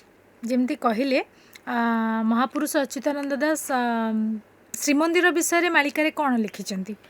ହଁ ଇଏ ହେଉଛି ସବୁଠାରୁ ଗୋଟେ ବଡ଼ କଥା କାରଣ ପଞ୍ଚସଖା ମାନେ ଜଗନ୍ନାଥଙ୍କର ଅଂଶ ସମ୍ଭୂତ ବୋଲି ନିଜେ ନିଜ ଗ୍ରନ୍ଥରେ ସେ ଲେଖିଛନ୍ତି। ଅଚ୍ୟୁତାନନ୍ଦ ମହାପୁରୁଷ ଲେଖିଛନ୍ତି ଆମେ ସବୁ ମହାପ୍ରଭୁଙ୍କର ଅଙ୍ଗରୁ ଜାତ। ତାକୁ ଲେଖିଛନ୍ତି ମହାପୁରୁଷ ଶିଶୁ ଅନନ୍ତ ତାଙ୍କ ଶିଷ୍ୟ ବାରଙ୍ଗ ଆଗରେ କହିଲେ ଅଚ୍ୟୁତ ବୋଲିଣ କଳି ଯୁଗେ ନାମ ସୁଦାମ ସଖା ଅଟନ୍ତି ଶ୍ରୀ ଅଙ୍ଗରୁ ଜାତ କଟିରୁ ଭକତ ଶୁଣଙ୍ଗ ବାରଙ୍ଗ ଚେତି ମୁଖୁ ଯଶୋବନ୍ତ ପ୍ରଭୁଙ୍କର ମୁଖରୁ ଯଶୋବନ୍ତ ଦାସ ଜନ୍ମ ମୁଖୁ ଯଶୋବନ୍ତ ହୃଦୁ ଆମେ ଜାତ ହୃଦୟରୁ ଶିଶୁ ଅନନ୍ତ କହୁଛନ୍ତି ମୁଁ ଜନ୍ମ ବକ୍ଷମୂଳୁ ବଳରାମ ବକ୍ଷମୂଳରୁ ବଳରାମ ଦାସ ପ୍ରଭୁଙ୍କର ଜନ୍ମ ରାଧାଙ୍ଗ ହାସ୍ୟରୁ ଜଗନ୍ନାଥ ଦାସ ବାରଙ୍ଗ ହେତୁରେ ଘେନ ମା ରାଧାରାଣୀଙ୍କ ହସରୁ କି ଅତି ବଡ଼ି ଜଗନ୍ନାଥ ଦାସ ଇଏ ହେଉଛନ୍ତି ନାରୀ ଅଙ୍ଗୀ ଇଏ ହେଉଛି ରାଧା ଅଙ୍ଗୀ ଏ ନାରୀ ତାଙ୍କର ଶରୀର ନାରୀ ରୂପ ସେ ମୋତେ ଦର୍ଶନ ପ୍ରତାପ ରୁଦ୍ର ଦେବଙ୍କୁ କରେଇଥିଲେ ରାଜ ଦରବାରରେ ବୁଝିଲେ କି। ତେଣୁ ସିଏ ହେଉଛନ୍ତି ରାଧାଙ୍ଗ ହାସ୍ୟରୁ ରାଧାଙ୍ଗ ଅଙ୍ଗରୁ ଅଚ୍ୟୁତାନନ୍ଦ ମହାପୁରୁଷ ପ୍ରଭୁଙ୍କର ଦିବ୍ୟ କଟି ଦେଶରୁ ଜନ୍ମ। ତେଣୁ ମହାପ୍ରଭୁଙ୍କର ଅଂଶ ସମ୍ଭୂତ ମାନେ ଅଙ୍ଗ ସମ୍ଭୂତ ଅଙ୍ଗରୁ ଜାତ। ତେଣୁ ସେ ଜଗନ୍ନାଥ ମହାପ୍ରଭୁ କହିଛନ୍ତି ଯେ ଅଚ୍ୟୁତାନନ୍ଦ ମହାପୁରୁଷ କହିଲେ ରଖିଲେ ରଖ ଜଗନ୍ନାଥ ଆଉ ନାହିଁ ରଖନ୍ତା ତୁମ୍ଭେ ନ ରଖିଲେ ଭାସିଲି ଶୁଣି ହୁଅ ଚିନ୍ତା। କହିଲେ ହେ ମହାପ୍ରଭୁ ଆପଣ ଯଦି ରକ୍ଷା କରିବେ ବିଶ୍ୱକୁ ଆପଣ ରକ୍ଷା କରିବେ ନହେଲେ ଏ ସଂସାରକୁ ଆଉ କିଏ ରକ୍ଷା କରିପାରିବେ ନାହିଁ। କିନ୍ତୁ ଯୁଗର ପରିସମାପ୍ତି ଗୋଟେ କଳିଯୁଗର ସମାପ୍ତ ଗୋଟେ ଖରାପ ଜିନିଷର ସମାପ୍ତ ଗୋଟେ ଖରାପ ତତ୍ଵର ସମାପ୍ତ ଗୋଟେ ଦୁର୍ଗୁଣର ସମାପ୍ତ ଗୋଟେ ଅତ୍ୟାଚାର ସମାପ୍ତ ଗୋଟେ ପାପର ଅଧର୍ମର ସମାପ୍ତ ସମୟଟା କେତେବେଳେ ବୋଲି ତାହାକୁ ମହାପୁରୁଷ ଶ୍ରୀମନ୍ଦିରକୁ ଲକ୍ଷ୍ୟ କରି ସୂଚନା ଦେଇଛନ୍ତି। ଶ୍ରୀମନ୍ଦିରରେ ବଡ଼ ଦେଉଳ ଉପରେ କାରଣ ଆମେ ଛୋଟିଆ ଗାଁଟାର ଯଦି ଉଦାହରଣ ଦେବା ତାକୁ ସମସ୍ତେ ବିଶ୍ୱାସ କରିବେନି। ତେଣୁ ବଡ଼ ଦେଉଳକୁ ଯଦି ଆମେ ତାକୁ ଗୋଟେ ସଂକେତ ରୂପରେ ନେବା ସେଠି କ'ଣ କ'ଣ ଘଟଣା ଘଟିଲେ ଆମେ ଜାଣିବା ଯେ ଗୋଟେ ଖରାପ ସମୟ ଚାଲିଯାଇ ଗୋଟେ ଭଲ ସମୟ ଆଡ଼କୁ ସଂସାର ମୁହାଁଉଛି ବୋଲି ତା ବଡ଼ ଦେଉଳକୁ ଲକ୍ଷ୍ୟ କରି କିଛି ସୂଚନା ଦେଲେ ଲୋକେ ବିଶ୍ୱାସ କରିବେ। ସେ ଲେଖିଛନ୍ତି ବସିବ ଯେ ଗୁଧ୍ର ପକ୍ଷୀ ତୋ ଦେଉଳ ଚୂଳେ ଖସିବ ପଥର ଖଣ୍ଡ ପଡ଼ିବ ଯେ ତଳେ। କହିଲେ ବସିବ ଯେ ଗୁଧ୍ର ପକ୍ଷୀ ତୋ ଦେଉଳ ଚୂଳେ ଗୁଧ୍ର ପକ୍ଷୀ କହିଲେ ଶାଗୁଣା ଯେତେବେଳେ ବସିବ ବଡ଼ ଦେଉଳ ଚୂଳରେ ସେତେବେଳେ କଳିଯୁଗର ସମାପ୍ତ ଆଉ ଗୋଟେ ନୂଆ ଯୁଗର ଆରମ୍ଭ ହେଲା ବୋଲି ତୁମେ ଜାଣିବ। ସତ୍ୟ ଯୁଗର ଆଗମନ ହେଇଗଲା ବୋଲି ତୁମେ ଜାଣିବ। ଖରାପ ସମୟ ଚାଲିଯାଇ ଭଲ ସମୟ ଆସୁଥିବାର ଇଏ ହେଉଛି ସୂଚନା। ଆମେ ଭାବିବାନି ଇଏ ଗୋଟେ ନାଇଁ ଗୋଟେ ଖରାପ ଅମଙ୍ଗଳ ସାରା ବିଶ୍ୱକୁ ପଡ଼ିଯିବ ନା ଗୋଟେ ଖରାପ ସମୟ ଚାଲିଯାଉଛି। ମୃତ୍ୟୁଟା ଏକ ଗୋଟେ କ'ଣ ଅଭିଶାପ ନୁହଁ ମୃତ୍ୟୁଟା ଏକ ଦଣ୍ଡ ନୁହଁ ଆତ୍ମାକୁ କିଛି ସମୟ ବିଶ୍ରାମ। ଆମେ ମରିଗଲା ପରେ ପୁଣି ନୂତନ କଳେବର ଧାରଣ କରିବ ପୁଣି ପ୍ୟୁରିଫାଇଡ଼୍ ମେସିନ୍ଟା ଯଦି ବହୁତ ଦିନ ଚାଲିଲାଣି ସେ କିଛି ସମୟ ରେଷ୍ଟ ନେଇଗଲେ ପୁଣି ଆଉଥରେ ଭଲ ହେଇକି ସେ ପୁଣି କାର୍ଯ୍ୟକ୍ଷମ ହେବ।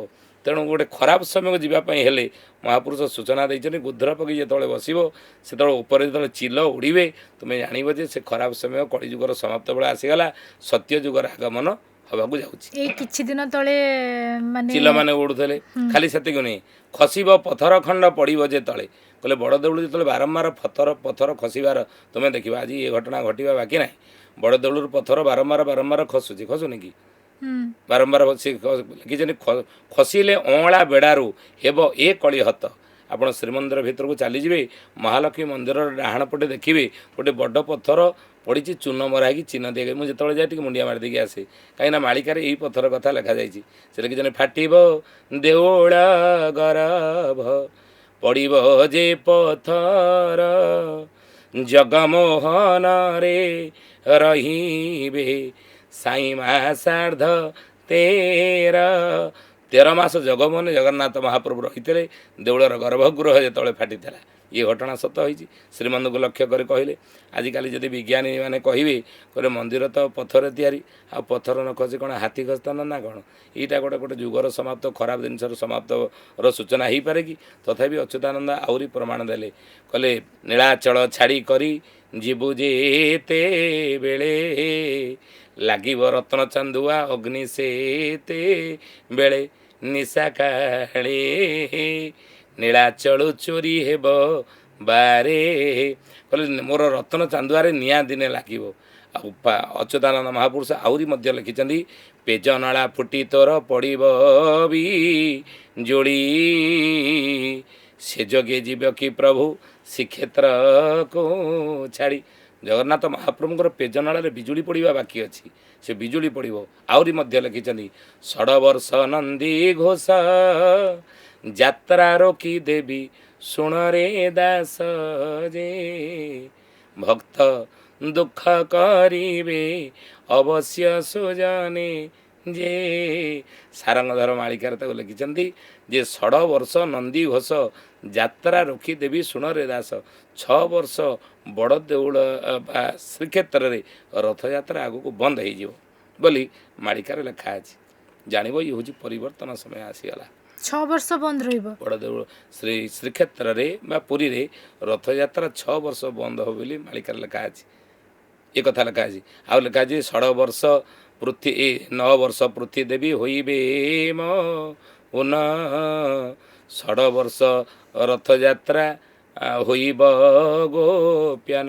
6 ବର୍ଷ ରଥଯାତ୍ରା ବନ୍ଦ ହେବ, 16 ବର୍ଷ ନନ୍ଦୀଘୋଷ ବନ୍ଦ ହୋଇଯିବ, ଆଉ 9 ବର୍ଷ ପୃଥ୍ୱୀ ଦେବୀ ଫସଲ ଉତ୍ପନ୍ନ ହେବନି ପୃଥ୍ୱୀରେ। ମହାପୁରୁଷ ଲେଖିଛନ୍ତି ବିଂଶ ଅଙ୍କ ଠାରୁ ଓଡ଼ିଶା ଦେଶରେ ହୋଇବ ଫସଲ ହାନି, ଦିନକୁ ଦିନ ହୋଇବ ମହରଗ କଷଣ ଭୋଗିବେ ପ୍ରାଣୀ। ମହରଗ ଦୁନିଆ ହେଇଯିବ। ତେଣୁ ବଡ଼ ଦେଉଳରୁ ରକ୍ଷା କରି ଅନେକ ଭବିଷ୍ୟତବାଣୀ କରିଛନ୍ତି। ଆହୁରି ମଧ୍ୟ ଲେଖିଛନ୍ତି କହିଲେ ପତିତ ପାବନ ନ ରହିବେ ଆଉ ସିଂହ ଦରଜା ପାଶରେ। ଯେଉଁ ପତିତ ପାବନ ମୂର୍ତ୍ତି ରହିଛି ସିଂହ ଦରଜା ଭିତରେ ଆମେ ଦେଖୁଛେ ଯେ ସିଂହଦ୍ୱାର ଗୁମୁଟ ଭିତରେ ମହାପୁରୁଷ କହୁଛନ୍ତି ସେ ପତିତ ପାବନ ମୂର୍ତ୍ତି ଆଗକୁ ସେଠି ଉଠେଇ ଦେବେ, ଆଉ ରହିବେ ନାହିଁ। ଆଉ ସେତେବେଳେ ଜାଣିବ ଯେ କଳିଯୁଗ ସମାପ୍ତ ହେଇ ଗୋଟେ ଯୁଗର ଆଉ ଗୋଟେ ଯୁଗର ଆରମ୍ଭ ହେଇଗଲା ବୋଲି।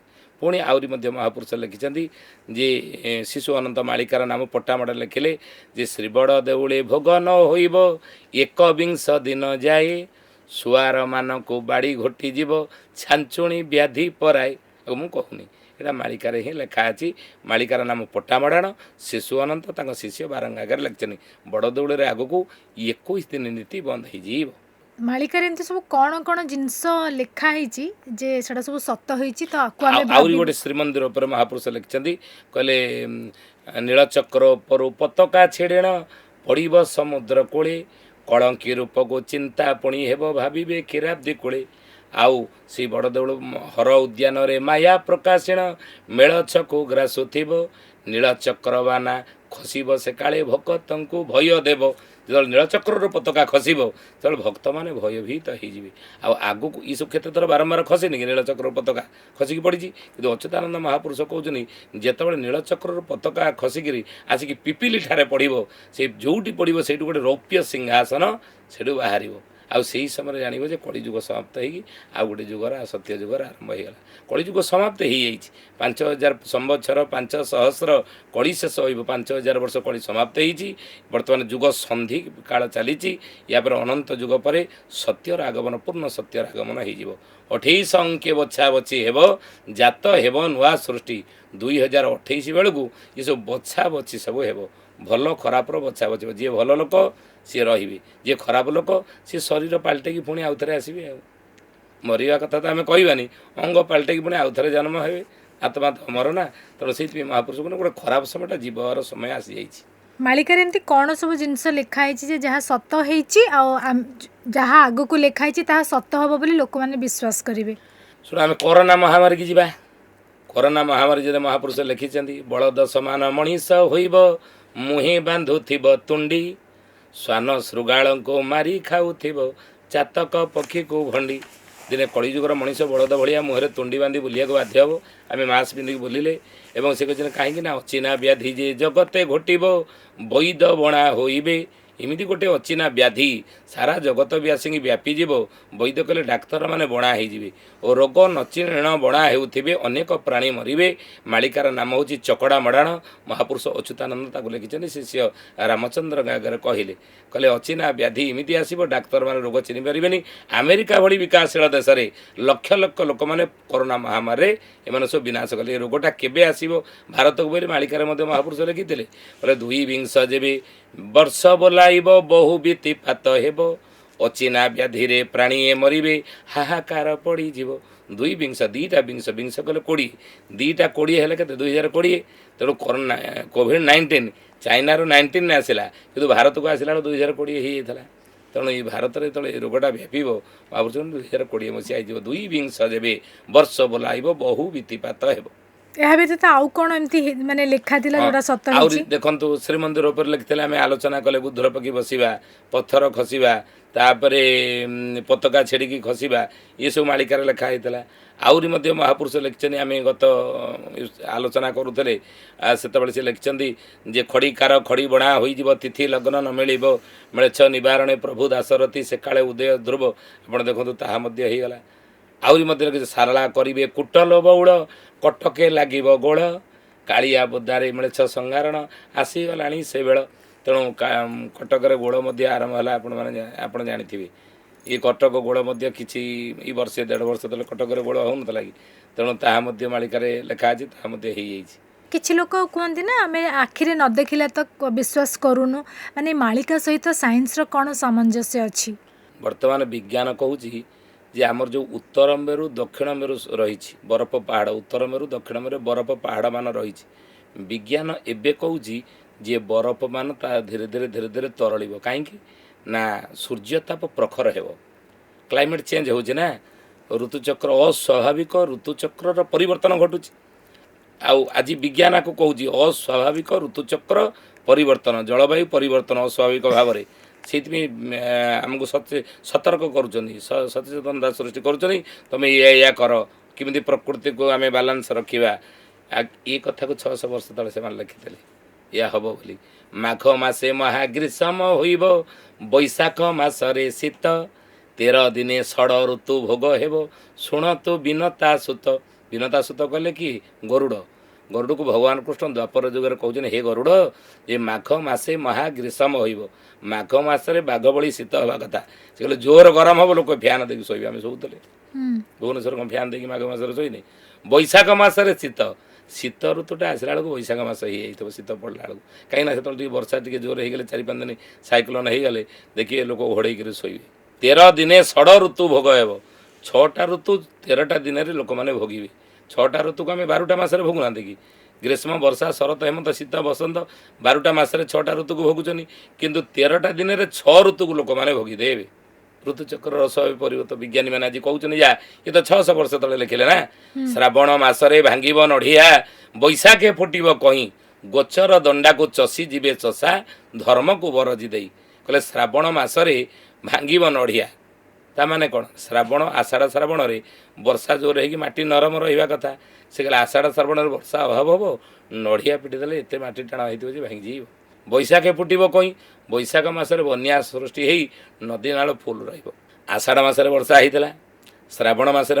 वर्षा हो आषाढ़ श्रावण भाद्रव मासरे वर्षा हो आषाढ़ श्रावण भाद्रव आश्विन मासरे वर्षा कार्तिक मासरे वर्षा पुष मासरे वर्षा मार्गशीर मासरे वर्षा ये चैत्र मासरे पानी मान कहते वर्षा हो तेणु सब मासरे वर्षा होनी ऋतुचक्र अस्वाभाविक परिवर्तन आज सीना विज्ञान कहूँ से कहीदे तेणु आध्यात्म विज्ञान उभय परिपूरक आध्यात्म बिना विज्ञान प्रमाण कौन गोटे सिद्धांत को माने बाहर कर गोटे सिद्धांत को से ग्रहण कर कि आध्यात्म बिना विज्ञान हूँ अंध आ विज्ञान बिना आध्यात्म प्रमाणहीन माने प्रमाणित नुह तेणु आध्यात्म एवं विज्ञान उभय परिपूरक पंचसखा माने बहुत बड़ विज्ञानी थे ज्योतिर्विद थे से गोटे जगार बसी सारा विश्वर कथा केमी कहले से देखो बाउंश नली देखिपे सारा ब्रह्मांडर स्थिति ये विज्ञान देखुँ तेणु चिंता करूँ आध्यात्म युग 2टा अलग नुह कि ग्रहण करवा दरकार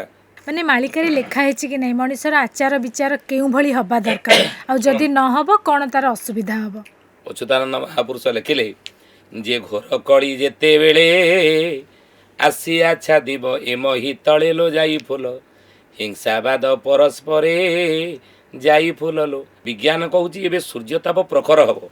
600 ବର୍ଷ ତଳେ ଅଚ୍ୟୁତାନନ୍ଦ ମହାପୁରୁଷ ଯେତେବେଳେ କାଗଜ କଲମର ଉଦ୍ଭାବନ ହେଇନଥିଲା ସେତେବେଳେ ତାଳପତ୍ର ଲେଖନରେ ଲେଖିଥିଲେ ଦ୍ୱାଦଶ ସୂର୍ଯ୍ୟ ହୁଇବ 13 ଦିନ ବ୍ୟାପୀ ରାମ 13 ଦିନ ବ୍ୟାପୀ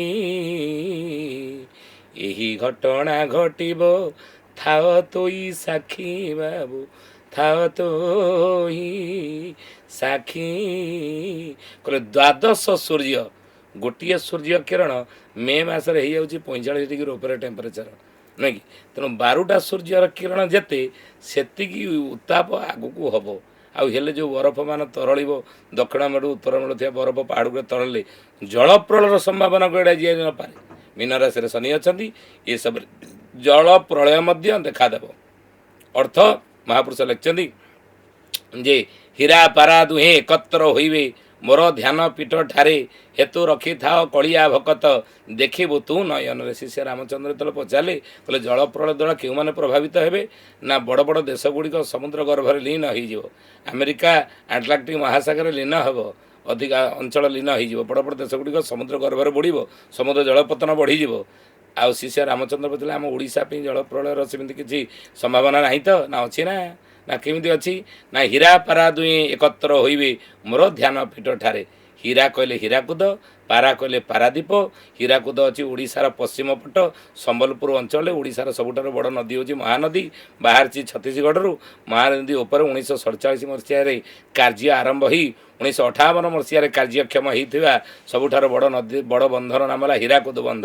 ସେ ହୀରାକୁଦ ବନ୍ଧଟା ଦିନେ ଭାଙ୍ଗିବ ବୋଲି ତାକୁ ଅଚ୍ୟୁତାନନ୍ଦ ମହାପୁରୁଷ ମାଳିକାରେ ଲେଖିଛନ୍ତି। ହୀରାକୁଦ ବନ୍ଧ ଭାଙ୍ଗିଲେ ସେ ସେପଟୁ ସବୁ ସମ୍ବଲପୁର ଅନୁଗୁଳ ଢେଙ୍କାନାଳ ଏସବୁ ପାଣି ଭସେଇ ନେଇ ପଳେଇ ଆସିବ ଓଡ଼ିଶାର। ତାକୁ ଅର୍ଖିତ ଦାସ ମାଳିକାର ନାମ ମହାଗୁପ୍ତ ପଦ୍ମକଳ୍ପରେ ଲେଖିଲେ କହିଲେ 26 ଠାବରେ ହୀରା କୁଦଉ ଛୋଳିବ ହୀରା କୁଦଉ ଏ ସମୟରେ ତ ସବୁ ହେବ। କହିଲେ 26 ଠାବରେ ହୀରା କୁଦଉ ଛୋଳିବ ଏ ଓଡ଼ିଶା ଅର୍ଧେ ଭାଗ ଜଳାର୍ଣ୍ଣବ ହେବ। ଓଡ଼ିଶାର ଅଧେ ଜଳମଗ୍ନ ହେଇଯିବ ହୀରାକୁଦ ବନ୍ଧ ଭାଙ୍ଗିଲେ। ଆମେ କେତେ ଠାରୁ ଶୁଣି ଆସୁଛୁ ହୀରାକୁଦ ବନ୍ଧ ଭାଙ୍ଗିବ। ଏସବୁ କଥା ଜାଣିଛନ୍ତି ଆପଣ କହିଲେ ମାନେ କିଛି ତ ତାର ସମାଧାନ ଥିବ ନା।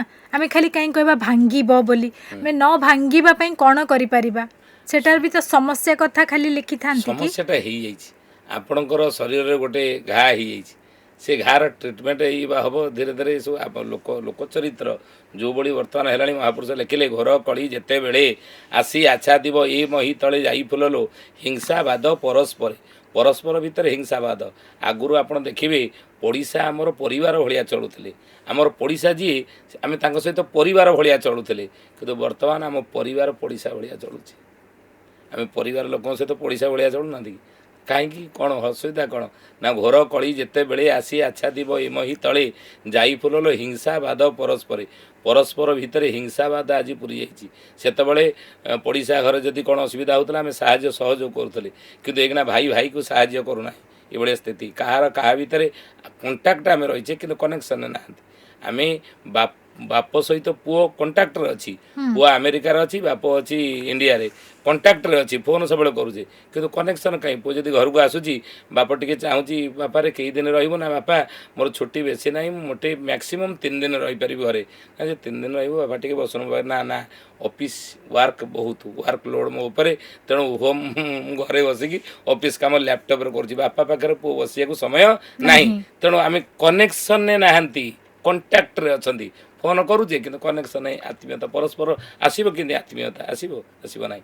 ସେଇ ଅସୁବିଧାଟା ବର୍ତ୍ତମାନ ହେଇଛି। ସେ ଅସୁବିଧାଟା ସଜାଡ଼ି ହେବ କେମିତି କେହି କ'ଣ ଗୀତା ଭାଗବତ ରାମାୟଣ ମହାଭାରତ ଯେତେ କହିଲେ ମଣିଷ ବୁଝିବନି ଏ ସମୟରେ। ଅଚ୍ୟୁତାନନ୍ଦ ମହାପୁରୁଷ ଲେଖିଛନ୍ତି କୃଷ୍ଣ ସଙ୍ଗେ ପ୍ରୀତି ନଥିବ କାହାରି ନାମ ଗାଇବେ ଅନେକ ମୋର କୋଠ ଧନ ମୁକୁଳା ହୋଇବ ଅନ୍ଧ ପାଖେ ଦୀପ ରଖ। ଅନ୍ଧ ପାଖରେ ଦୀପ ରଖିବା ଯାହା କଳିଯୁଗର ଲୋକଙ୍କ ନିକଟରେ ଇଏ ଭଲ ବାଟ ତାଙ୍କୁ ଦେଖାଇବା ହେଉଛି ସେଇଆ। କାହିଁକି ନା ସେମାନେ ବିପରୀତ ବୁଝିବେ ଆଉ ବିପରୀତ ଯେ ପର୍ଯ୍ୟନ୍ତ ନାକରେ ପାଣି ପଶିନି ସେ ପର୍ଯ୍ୟନ୍ତ ସଚେତନତା ସୃଷ୍ଟି ହେବ ନାହିଁ। ମୁଁ ଏରସମା ଅଞ୍ଚଳକୁ ଯାଇଥିଲି 4-5 ଜଣ ମୋତେ ପଚାର କରେ ଆଜ୍ଞା 1999 ମସିହା ଅକ୍ଟୋବର 29 ତାରିଖରେ ମହାବାତ୍ୟା ଏପଟକୁ ଆସିଥିଲା ସବୁଯାକ ଦେଖନ୍ତୁ ନିଶ୍ଚିହ୍ନ ହୋଇଗଲା ଏ ଅଞ୍ଚଳ ବାଲି ଚରିଗଲା ଆପଣ ମଧ୍ୟ ଖବର ନେବେ ଆମ୍ବିକି ହଉ ନୂଆ ଗାଁ ହଉ ସେ ଯେଉଁ ବାଲି ଚରି ଯାଇଥିଲା ଏରସମା। କିନ୍ତୁ ଆଉ କେବେ ବାତ୍ୟା ଫାତ୍ୟା ଆସିବ ଏଇ ଅଞ୍ଚଳକୁ ମାଳିକାରେ ଲେଖା ହେଇନି ଟିକେ କହୁନାହାନ୍ତି। ମୁଁ ପଚାରେ ମୁଁ କହିଲି ବାତ୍ୟାକୁ କାହିଁକି ଏତେ ଖୋଜୁଛନ୍ତି, କ'ଣ କାହିଁକି ଏତେ ଖୋଜୁଛନ୍ତି? ବାତ୍ୟା ଗୋଟେ ଖରାପ, ବାତ୍ୟା ହେଲେ ଅସୁବିଧା ହେବ, ଧନ ଯିବ ଜୀବନ ଯିବ, କେତେ ଅସୁବିଧା ହେବ। ଆଉ ତୁମେ ବାତ୍ୟାକୁ କାହିଁକି ଖୋଜୁଛ, ଗୋଟେ ଅସୁବିଧାଟାକୁ କାହିଁକି ଖୋଜୁଛ, ବିପଦକୁ କାହିଁକି ଖୋଜୁଛ? କି ସିନା ଭଲ ଜିନିଷକୁ ଖୋଜନ୍ତି? ଆଜ୍ଞା ଶୁଣନ୍ତୁ, 1999 ମସିହା ଅକ୍ଟୋବର ବାତ୍ୟା ଯେତେବେଳେ ହେଲା ଅକ୍ଟୋବର 29ରେ, ସେତେବେଳେ ଭିନେ ହେଇଥିବା ଭାଇ ଆମେ ଏକାଠି ହେଇଗଲୁ। 20-40 ବର୍ଷ ଧରି ଯେଉଁ ଭାଇ ଭାଇ ଭିତରେ ଆମର ପଡ଼ୁନଥିଲା, ଆମେ ତାଙ୍କ ଦ୍ୱାର ମୋର ନିଆଁ ନିମନ୍ତରେ ଯାଉନା, ସେ ଭାଇ ଆମ ଘର ଦ୍ୱାର ମୋ ମାଡ଼ନ୍ତିରେ ନିଆଁ ନିମନ୍ତରେ। କିନ୍ତୁ ମହାବାତ୍ୟା 99 ମସିହା ବାତ୍ୟାଟା ଆମେ ଭିନେ ହେଇଥିବା ଭାଇକି ଏକାଠି କରିଦେଲା। କହିଲେ କେମିତି ନା, ଗୋଟିଏ ହାଣ୍ଡିରେ ଚାଉଳ ଫୁଟିଲା, ଗୋଟିଏ ସବୁ ଯାକ ବାଲି ଚରିଗଲା, ଗୋଟିଏ ହାଣ୍ଡିରେ ଆମେ ଗାଁଟା ଯାକ ସେଇଠି ଖାଇଲୁ, ଆମ ଭାଇ ମଧ୍ୟ ସେଇଠି ଖାଇଲା, ସବୁ ରାମଙ୍କ ଭଳିଆ ହେଇଗଲୁ। ମୋର ଭଲ ହେଲା, ମହାବାତ୍ୟାଟା ତୁମକୁ ରାବଣରୁ ରାମ କରିଦେଲା, ସମ୍ପର୍କଟା ତୁମର ପୁଣି ଭଲ ହେଇଗଲା ନା। ଆଉ ଆଜ୍ଞା କ'ଣ ଭଲ ହେଇଗଲା? ଯେମିତି 4-5 ଦିନ ଖଣ୍ଡେ ଯାଇଛି, ରିଲିଫ୍ ମିଳିଗଲା, ସରକାରୀ ସାହାଯ୍ୟ ମିଳିଗଲା, ପୁଣି ରାବଣଙ୍କ ଭଳିଆ ସମସ୍ତେ ହେଇଗଲୁ। ମହାବାତ୍ୟା ଏକ ଲାଭଦାୟକ ବାତ୍ୟାରେ ପରିଣତ ହେଇଗଲା। ଆଉ ଦେଖୁଛନ୍ତି ସବୁ ଯାକ ଚାଳ ଘର ଥିଲା, ଏ ସବୁ ଯାକ କୋଠା, ଆମର ସବୁ ଯାକ କୋଠା ସରକାର ସାହାଯ୍ୟ ପାଇକରି। ଆଉ କେବେ ଯଦି ବାତ୍ୟା ଆସିବାର ଅଛି, ଟିକେ ଆଗରୁ ଆମକୁ କହିଥାନ୍ତୁ, ଆମେ ଯାହା କିଛି କରିବାକୁ ଚାହୁଁଛୁ ଆଉ ସେଗିଣା ଏଗିଣା ଆଉ କରିବୁନୁ, ସେତେବେଳେ ସରକାରୀ ସାହାଯ୍ୟ ପାଇଲେ ଆମେ ସବୁ କରିବୁ। ବୁଝିଲେ, ଲୋକ ଚରିତ୍ର ବର୍ତ୍ତମାନ ଏଇଭଳିଆ। ତେଣୁ କରୋନା ବେଳେ କିଏ ଘଣ୍ଟ ବଜେଇଲେ, କିଏ ଶଙ୍ଖ ଫୁଙ୍କିଲେ, କିଏ ଦୀପ ଜାଳିଲେ, ସବୁ ଜାଗା ରାମଙ୍କ ଭଳିଆ ହେଇଗଲେ। ଯେମିତି କରୋନା ପ୍ରଭାବ ଟିକେ ଚାଲିଗଲା, ପୁଣି ଦେଖିଲା ବେଳେ ଆପଣ ଦେଖୁନାହାନ୍ତି ସବୁ ଜାଗାରେ ଦୁର୍ନୀତି। ଆପଣ ଅଚ୍ୟୁତାନନ୍ଦ ମହାପୁରୁଷ ଲେଖିଛନ୍ତି, କହିଲେ ଶ୍ରୀରଙ୍ଗଠାରେ ଯୁଦ୍ଧ ହୋଇବ, ଶ୍ରୀମନ୍ତ ଭକ୍ତ ସୁଖ୍ୟାତି ପାଇବ, ଶ୍ରୀ ଗୁରୁମାନେ ପୁଣି ଯେ ଶିଷ୍ୟକୁ ଠକିବେ, ମିଥ୍ୟା କହୁଥିବେ, ବିଦ୍ୟାକୁ ବାଣିଜ୍ୟ କରି ବିଦ୍ୟାଟା ବାଣିଜ୍ୟରେ ପରିଣତ ହେଇଯିବ। ଅଚ୍ୟୁତାନନ୍ଦ ମହାପୁରୁଷ ଲେଖିଦେଲେ। ଆଜି ହେଇନି? ବିଦ୍ୟାଟା ଦାନ ଥିଲା, ଗୁରୁକୂଳେ ଶିଷ୍ୟମାନେ ରହୁଥିଲେ। ପୁରା ଆମେ ଆଜିକୁ 50 ବର୍ଷ ତଳକୁ ଯଦି ଚାଲିଯିବା, ସେତେବେଳେ କ'ଣ ଶିକ୍ଷକ ସିଏ ତା'ର କେବଳ ଭାବୁନଥିଲା ଯେ ମୁଁ ଚାକିରି କରିଛି, 2 ପଇସା ରୋଜଗାର କରିବି, 2 ପଇସା ଦରମା ପାଇବି, ମୋର 8 ଘଣ୍ଟା ଏଠି ବସିଗଲେ ମୁଁ ଘରକୁ ପଳେଇବି, ଏଇ କଥା ଭାବୁନଥିଲା। ସେ ବିଦ୍ୟାକୁ ଦାନ, କେମିତି ପିଲା ମଣିଷ ହେବ, ପିଲା ଭଲ ହେବ, କିନ୍ତୁ ଭଲ ଶିକ୍ଷା ପାଇବ, ସଂସ୍କାର ଲାଭ, ଭଲ ସଂସ୍କାର ପାଇବ। ଆଜି ସେୟା ଅଛି ନା? ଆଜି ବିଦ୍ୟା ବ୍ୟବସାୟରେ ପରିଣତ ହେଇଯାଇଛି। ଆଉ ତାହେଲେ ସେଠି ଆପଣ ଭଲ ଚିନ୍ତା କେମିତି କରୁଛନ୍ତି? କେତେ ଆପଣ ବୁଝେଇବେ? ହେବ? ଗୀତା ଭାଗବତ ସେ କହିଲେ ଅନ୍ଧ ପାଖେ ଦୀପ ରଖ। ଗୋଟା ଅନ୍ଧ ପାଖରେ ଦୀପ ରଖିବା ଯାହା, କଳିଯୁଗର ଲୋକଙ୍କୁ ଆପଣ ଭଲ ଶିକ୍ଷା ଦେବା ହେଉଛି ସେଇଆ। କେହି ଗ୍ରହଣ ସହଜେ କରିବେ ନାହିଁ ଯେପର୍ଯ୍ୟନ୍ତ ନାକରେ ପାଣି ପଶିନି। ତେଣୁ ନାକରେ ଯେତେବେଳେ ପାଣି ପଶିବ, ଅଚ୍ୟୁତାନନ୍ଦ ଲେଖିଛନ୍ତି, ସର୍ବେ ହୋଇବେ ଏକ ମୁଖ, ଡାକିବେ ନାରାୟଣ ରଖ। ମାଳିକାରେ କୁହାଯାଇଥିବା ସବୁଠୁ ରହସ୍ୟମୟ ଘଟଣା କ'ଣ ଘଟିଛି? ଅଚ୍ୟୁତାନନ୍ଦ ଲେଖିଲେ, କହିଲେ ଫିରିଙ୍ଗି ଭାଷାକୁ ଯତନେ ଲେଖି, ପ୍ରାନ୍ତ ବେନିକ୍ଷର ରଖିବୁ ସାକ୍ଷୀ, ଏହି ଅମଳରେ ସତ୍ୟ ହୋଇବ, ଅଚ୍ୟୁତ ବଚନ ଆନନ ହୋଇବ। କହିଲେ ଫିରିଙ୍ଗି ଭାଷାକୁ ଯତ୍ନରେ ଲେଖିବ। ଏଇଟା ସାଧାରଣ ଲୋକମାନେ ପାଠ ପଢ଼ୁଆ ପିଲାମାନେ ବୁଝିବେ। ଫିରିଙ୍ଗି କହିଲେ କ'ଣ? ଇଂରେଜମାନେ। ତାଙ୍କ ଭାଷା ହେଲା କ'ଣ? ଆମେ ଯେମିତି ଓଡ଼ିଆ, ଆମର ଓଡ଼ିଶାବାସୀ, ଆମର ଭାଷା ଓଡ଼ିଆ, ସେଭଳି ଇଂରେଜମାନଙ୍କର ଭାଷା ହେଲା ଇଂଲିଶ। କହିଲେ ତାକୁ ତୁ ଯତ୍ନରେ ଲେଖିବୁ। ଇଂଲିଶଟାକୁ ଯତ୍ନରେ ଲେଖିଲେ ENGLISH, ଇଂଲିଶ। କହିଲେ ପ୍ରାନ୍ତ ବେନିକ୍ଷର ରଖିବୁ ସାକ୍ଷୀ। ଆଉ ହାଡ଼ିଦାସ ମହାପୁରୁଷ ଲେଖିଛନ୍ତି, ପ୍ରାନ୍ତ କହିଲେ କ'ଣ? ଶେଷ, ବେନିକ୍ଷର ତା ପାଖ ଅକ୍ଷର, ଏଇ ଦୁଇଟାକୁ ସାକ୍ଷୀ ରଖିବୁ। ତହିଁ ଅମଳରେ ସତ୍ୟ ହୋଇବ, ସେହି ଅମଳରେ କଳିଯୁଗ ଶେଷ ହୋଇ ସତ୍ୟ ଯୁଗର ଆଗମନ ହେଇଯିବ। ଅଚ୍ୟୁତ ବଚନ, ମହାପୁରୁଷଙ୍କ ବଚନ ମିଥ୍ୟା ନହିବ। ଆଚ୍ଛା, ଯଦି ଲେଖିଛନ୍ତି ଫିରିଙ୍ଗି ଭାଷା ଇଂଲିଶ, ENGLISH, ପ୍ରଥମ ଅକ୍ଷର ହେଲା କ'ଣ ନା ଇରେ କହୁଛନ୍ତି ଇଂରେଜମାନେ ଆମ ଦେଶକୁ ଶାସନ କରୁଥିଲେ, ଆମେ ପରାଧୀନ ହେଇଥିଲେ। ସେମାନେ ଯେତେବେଳେ ଆମ ଦେଶ ଛାଡ଼ିକି ଗଲେ, ତାପରେ ଆମ ଦେଶକୁ ଶାସନ କଲା କି? ଅଚ୍ୟୁତାନନ୍ଦ ଲେଖିଲେ, କେ ରାଜା ହୋଇ କେହି ରହିବେ ନାହିଁ, ବିରଜା ଶାସନ ହୋଇବ ମଇ, 1356 ଦଳ ଭାରତେ, ଠିକେ ଠିକେ ରାମ କହିଲି ତୋତେ। କହିଲେ କଳିଯୁଗରେ ଶେଷ ବେଳକୁ ରାଜା ହୋଇ କେହି ରହିବେ ନାହିଁ। ଆଜି ଦେଖନ୍ତୁ, ରାଜା ହୋଇ କେହି ନାହାନ୍ତି। ଜଣେ ରାଜା ଅଛନ୍ତି, ଶ୍ରୀ ଶ୍ରୀ ଗଜପତି ଗୌଡ଼େଶ୍ୱର ନବକୋଟି କର୍ଣ୍ଣାଟକ କଳବରେଶ୍ୱର ଦିବ୍ୟ ସିଂହ ଦେବ, ସିଏ ଅଛନ୍ତି ରାଜା ଅଛନ୍ତି, କିନ୍ତୁ ଶାସନ ତାଙ୍କର କ'ଣ ଅଛି ନା? ଶାସନ ନାହିଁ। ତେଣୁ ମହାପୁରୁଷ କହିଲେ ରାଜା ହୋଇ କେହି ରହିବେ ନାହିଁ, ରାଜା ହୋଇ କେହି ନାହାନ୍ତି। ବିରଜା ଶାସନ ହୋଇବ ମଇ, 2ଟା ପାଞ୍ଜି ଆମର ଚଳୁଛି। 1ରେ ଜଗନ୍ନାଥ ପାଞ୍ଜି, 2ରେ ବିରଜା ପାଞ୍ଜି। ଆମେ ଦେଖୁଛେ ଜଗନ୍ନାଥ ପାଞ୍ଜିରେ ଯଦି ବାହାଘର ନାହିଁ, ବିରଜା ପାଞ୍ଜି ଦେଖିଦେବା, ଯଦି ଥିବ କରିଦେବା। କିନ୍ତୁ ଆଗେ ଜଗନ୍ନାଥ ପାଞ୍ଜିକି ଆମେ ପ୍ରାଧାନ୍ୟ ଦେଉଛେ, କିନ୍ତୁ ଅଚ୍ୟୁତାନନ୍ଦ ମହାପୁରୁଷ ମାଳିକାରେ ଲେଖିଦେଲେ ଆଗକୁ ବିରଜା ପାଞ୍ଜିକି ହିଁ ପ୍ରାଧାନ୍ୟ ଦେବେ। ଆଉ ସେତେବେଳେ 1356 ଦଳ ଭାରତେ, 1356 ଦଳ ଭାରତରେ ହେଇଯିବ ସେତେବେଳକୁ। ଏତେ କଥା। तापर प्रथम है ई राजा ही करेंगे इंग्रेज मैंने गलापर तापर आम देश को शासन कले कि जब राजा ना किए शासन कले ई पर कौ अक्षर आस एन महापुरुष लिखिते कहले पंचनाम पुणी आर्यावर्तर रामदास तू देखु नेत्रर भारतर 5टा ना हम देखो ये केते कथा से समय 600 वर्ष तले कही प्रथम आम भारतर कौन गोटे ना ना 5टा ना अच्युतानंद लिखिले मालिकारे कहले प्रथमे अजनाभश्च आर्यावर्तश्च द्वितीय तृतीय जम्बुद्वीपश्च चतुर्थे भारतस्तथा आम देशर प्रथम ना था अजनाभ द्वितीय नाम है आर्यावर्त पुरा काल आप देखिए राणी मैंने स्वामी की आर्यपुत्र बोली डाकुले नुहे कि तेणु द्वितीय आम भारतर नाम है आर्यावर्त तृतीय जम्बुद्वीपश्च ये आम भारत सारा विश्व में 7टी द्वीप 7टी द्वीप भितर एवं कौन ना जम्बुद्वीप हूँ श्रेष्ठ जम्बुद्वीप भितर 9टी वर्ष भितर आम भारत वर्ष श्रेष्ठ तेणु आम देशर तृतीय नाम है जम्बुद्वीप चतुर्थे भारत तथा आम भारतर चतुर्थ नाम आम देशर चतुर्थ नाम हूँ भारत अच्युतानंद महापुरुष लिखिं पंचनाम पुणी आर्यावर्त जो पंचम ना हम से देख राजा शासन रही अन्य शासन आसो गणतंत्र आसला राजतंत्र गला पंचम ना कौन आम भारतर हम केतबले हे अच्युतानंद महापुरुष लिखिं ब्रह्म भक्ति वेदबार धाड़ी अंक थी बाबू धाड़ी अंक थी यही समय सत्य युग आद्य प्रवेश से कहले ब्रह्म कहले एक ब्रह्म द्वितीय नास्ति भक्ति कहले नवदा भक्ति नुहे कि एक न धाड़ी अंक गोटे धाड़ी लिखा 19 है ब्रह्म भक्ति वेद वेद कहले 4 वेद ऋग यजुर साम अथर्व 1 9 4 बुझे तापर ब्रह्म भक्ति वेद 12 12 कहले 7 12 सब मंगल बुध गुरु शुक्र शनि रवि 1 9 4 7 केते 1947 1947 से आम भारतर पंचम ना ही इंडिया इंडिया होगला independent nation declare in August तेणु 1947 मसीहा अगस्ट 15 तारीख देश स्वाधीन होगला से आम देशर नुआ ना है इंडिया बुझे कि तेणु जो हम से शासन को किए आस राजा शासन रही किए आसो ई पर एन एन किए आसवे ना नेहरू जवाहरलाल नेहरू आम देशर प्रथम प्रधानमंत्री हेले नुहे कि तापर ई एन गला तापर कौन जी जी रे किए आसवे ये जवाहरलाल नेहरू गलापर आम देश को शासन कले कि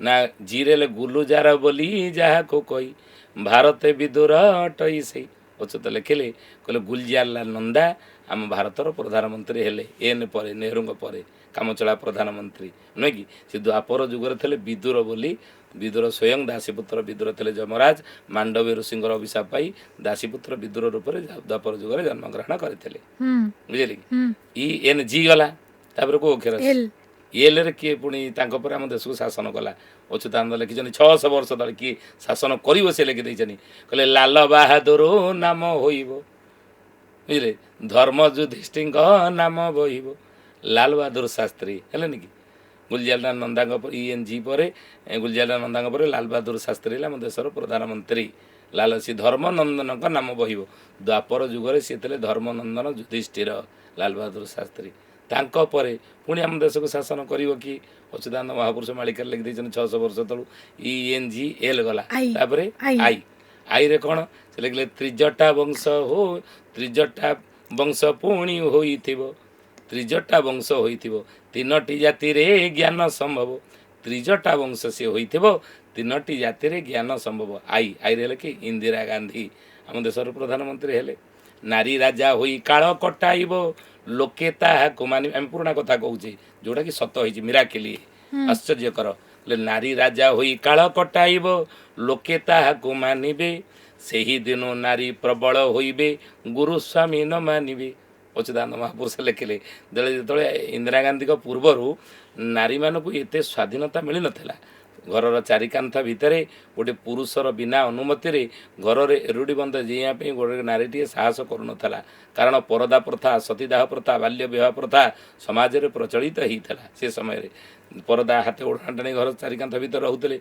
पुरुष केन्द्रिक समाज थिला नारी घर काम करता पुरुष मैंने बाहर को बाहर बजार घाट करुले बर्तमान ताहा ना ताहा ये नारी की स्वाधीनता देला कि नारी बाहर को बाहरला कहाँ ठारू ना नारी राजा होई काल कटाइब लोके ताहाको मानिबे इंदिरा गांधी जो प्रधानमंत्री हेले तो नारी मान को स्वाधीनता देखो से समय 600 वर्ष तले से लिखिं मालिकार देखो केमी सत घटना। नहीं कि ଆଉ ସେହି ଦିନ ନାରୀ ପ୍ରବଳ ହୋଇବେ ଗୁରୁ ସ୍ୱାମୀ ନ ମାନିବେ ଏ କଥା ମହାପୁରୁଷ ଲେଖିଛନ୍ତି। ଆମେ ସାଡ଼କୁ ଆଲୋଚନା କରିବା ଠିକ୍ ନୁହଁ। ତେଣୁ ମହାପୁରୁଷ ଏ କଥା ମଧ୍ୟ ଲେଖିଛନ୍ତି। ଆଇ ରହିଲେ ଇନ୍ଦିରା ଗାନ୍ଧୀ ଇଏ ତ୍ରିଜଟା ବଂଶ ହୋଇଥିବ। ତ୍ରିଜଟା କିଏ ନା ଅଚ୍ୟୁତାନନ୍ଦ ମହାପୁରୁଷ ମାଳିକାର ନାମ ତତ୍ତ୍ୱବୋଧିନୀ ଲେଖିଲେ। ଯେତେବେଳେ ରାମ ବନକୁ ଗଲେ ସୀତା ଚୋରି କଲା ରାବଣ ଭଲେ ଅଶୋକ ବନରେ ରଖିଲା ନେଇ ଆଉ ତ୍ରିଜଟା ନାମେ ଅସୁରୀ ଜଗାଇ ଅସୁରୁଣୀମାନଙ୍କୁ ଜଗେଇକି ରାବଣ ସୀତାଙ୍କୁ ରଖିଲା ଅଶୋକ ବନରେ। ସେ ଅସୁରୁଣୀ ପ୍ରଭୁ ଯେତେବେଳେ ସାତ ସମୁଦ୍ର ସେତୁବନ୍ଧ ବାନ୍ଧିଲେ ଅଚ୍ୟୁତାନନ୍ଦ ମହାପୁରୁଷ ଲେଖିଛନ୍ତି ହାଡ଼ିଦାସ ଲେଖିଛନ୍ତି 7 ଦିନ ଯେ ଅନ୍ଧାରଲ ବହୁଳ ସୂର୍ଯ୍ୟ ନ ହୋଇବେ ଦେଖା ଶୃଗାଳ କୁକୁର ଘରେ ପଶିଯିବେ କେହି ନ କରିବେ ରକ୍ଷା 7 ଦିନ ଦିନେ କଳି ଯୁଗରେ ଅନ୍ଧାର ହେଇଯିବ। ହାଡ଼ିଦାସ ଲେଖିଛନ୍ତି।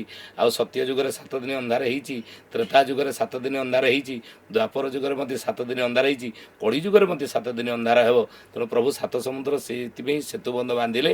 7 ସମୁଦ୍ର କେଉଁଠି ବାନର ସେନାମାନଙ୍କ ସହଯୋଗରେ ଲଙ୍କା ଯେତେବେଳେ ବିଜୟ ଯାତ୍ରା କଲେ ରାବଣକୁ ମାରିଲେ ଏବଂ କୁମ୍ଭକର୍ଣ୍ଣ ଇନ୍ଦ୍ରଜିତକୁ ମାରିକି ସ୍ୱର୍ଣ୍ଣମୟୀ ଲଙ୍କାରେ ଲୁହାର ମହି ବୁଲେଇ ଦେଲେ। ବିଭୀଷଣକୁ ରାଜା କରିଦେଲେ। ହେ ବିଭୀଷଣ ତୁ ରାଜା ହ ନୁହେଁ କି। ବିଭୀଷଣକୁ ଆଉ ଗୋଟେ ବର ଦେଲେ ଅମର ବର ତୁ ମୋଟେ ମରିବୁ ନାହିଁ। ଅଶ୍ୱସ୍ତମା ବଳିରେ ବ୍ୟାସ ହନୁମାନ ବିଭୀଷଣ କୃପ ପରଶୁରାମସ ସପ୍ତୈତେ ଚିରଞ୍ଜୀବିନ। ଇଏ 7 ଜଣ ହେଉଛନ୍ତି ସଂସାରରେ ଅମର। ଆଉ ଜଣେ ଅମର ହେଉଛନ୍ତି ସ୍ୱୟଂ କିଏ ନା ମାର୍କଣ୍ଡ ମହାମୁନି। ଅଷ୍ଟ ଇଏ ହେଉଛନ୍ତି ଅମର। ତେଣୁ ଅମର ବର ବିଭୀଷଣ ପାଇଲା। ରାଣୀ ହୋଇଲା ସେହୁ ମନ୍ଦ ଧରି ଅଭିଷେକ ହେଲା ବିଧବା ନାରୀ। ପ୍ରଭୁ ଯେତେବେଳେ ସୀତାଙ୍କୁ ଉଦ୍ଧାର କଲେ ଏହି ସମୟରେ ସୀତା ପାଦ ତଳେ ପଡ଼େ ତ୍ରିଜଟା ବିହର୍ଥ ହେବ କି ମୋ ସେବା ଗୋଟା ଠାକୁରେ। ଆଉ ଠାକୁରେ ତ ମୋ ବାପାକୁ ବର ଦେଇଦେଲେ ରାଜା କରିଦେଲେ ଲଙ୍କାପୁରେ ଅମର ବର ଦେଲେ। ଆଉ ମୁଁ କ'ଣ ମୋ ସେବା ଗୋଟା କ'ଣ ବିହର୍ଥ ହେବ? ହେ ଭଗବତୀ ମୋତେ କିଛି ବରଫର ଦିଅନ୍ତୁ। ପ୍ରଭୁ ପଚାରିଲେ କହିଲେ ଇଏ କିଏ ତୁମ ପାଦ ତଳେ ପଡ଼ିକି କ'ଣ କହୁଛି ହେ ଭଗବତୀ? ନା ବିଭୀଷଣର ସେ ଅଟେ ଦୁହିତା ମୋର ଉପକାରୀ ନାମ ତ୍ରିଜଟା। ଆପଣଙ୍କର ଯେମିତି ଉପକାରୀ ବିଭୀଷଣ ଆପଣ ତା ଯୋଗୁଁ ରାବଣକୁ ମାରିପାରିଲେ। ଆ ଯୋଗୁଁ ମୋ ଜୀବନ ରହିଲା ଇଏ ତାରି ଝିଅ ତ୍ରିଜଟା। ଆଉ ସିଏ କହୁଛି ତା ବାପାକୁ ବର ଦେଲା ତାକୁ ଟିକେ ବରଫର କ'ଣ ଦିଅ ଆଉ। ନା ଆଚ୍ଛା ଆଚ୍ଛା ହଉ ତ୍ରିଜଟା କେଇ ଦିନ ମୋ ସ୍ତ୍ରୀର ସେବା କରୁଛୁ କହିଲୁ ଅଶୋକ ବନରେ। ନା ଦିନେ ଦୁଇ ଦିନ ହେଇଥିଲେ ମୁଁ ଛାଡ଼ି ଦେଇଥାନ୍ତି। କିନ୍ତୁ ଅଚ୍ୟୁତାନନ୍ଦ ଲେଖିଲେ ତତ୍ତ୍ୱବୋଧିନୀ ମାଳିକାରେ 13 ମାସ ମୁଇଁ ସେବା କରିଲି ସେବାର ଫଳ ମୁଁ ଏବେ ମାଗିଲି। କହିଲେ ଦିନ 13 ମାସ ସେବା କରିଛି ଆଉ ହେଲା ଯା କଳି ଯୁଗରେ ତୋର 13 ପୁରୁଷ ହସ୍ତିନା ସିଂହାସନ ବସି ଶାସନ କରିବି। ସେ ତ୍ରିଜଟା ବର ପାଇଛି 13 ପୁରୁଷ ହସ୍ତିନା ସିଂହାସନ ବସି କଳି ଯୁଗରେ ଶାସନ କରିବ। ଆମେ ସେ ଏସ୍ଟା କିଏ ରହିଲେ ସେଟା କହିବି। ତେଣୁ ମହାପୁରୁଷ ଲେଖିଛନ୍ତି ଆଇ ରହିଲେ ଇନ୍ଦିରା ଗାନ୍ଧୀ। ତାଙ୍କ ପରେ ପୁଣି ଶାସନ କ୍ଷମତାକୁ କିଏ ଆସିବ? ଏସ୍ ତାପରେ ହେଲା ଏସ୍ ଅଚ୍ୟୁତାନନ୍ଦ ମହାପୁରୁଷ ଯୁଗର ଲେଖିଲେ ବା ବେନି ଅକ୍ଷରକୁ ସାକ୍ଷୀ ରଖିବୁ ପ୍ରାନ୍ତ ବେନିକ୍ଷର ରଖିବୁ ସାକ୍ଷୀ ପ୍ରାନ୍ତ କଲେ ଶେଷ ତା ପାଖ ଅକ୍ଷରକୁ ସାକ୍ଷୀ ରଖିବୁ। ସେଇ 2ଟା ଅକ୍ଷରରେ କଳିଯୁଗର ସମାପ୍ତ ହେଇ ସତ୍ୟ ଯୁଗ ଆସିଯିବ। ଇଏସ୍ ହେଲା କ'ଣ ନା 7 କ'ଣ ନା 7 ୱିଡୋ 7 ବିଧବା। ଅଚ୍ୟୁତାନନ୍ଦ ମାଳିକାରେ ଲେଖିଛନ୍ତି କହିଲେ 7 ରାଣ୍ଡ ଯେବେ ହୋଇବେ ମେଳ ସେକାଳେ ଶେଷ ହେବ କଳି କାଳ ତହିଁ ଅମଳରେ ସତ୍ୟ ହୋଇବ ଅଚ୍ୟୁତି ବଚନ ଆନନ୍ଦ ହୋଇବ। ତେଣୁ 7 ବିଧବାଙ୍କ ଦ୍ୱାରା ଏ ଭାରତବର୍ଷ ଶାସିତ ହେବ।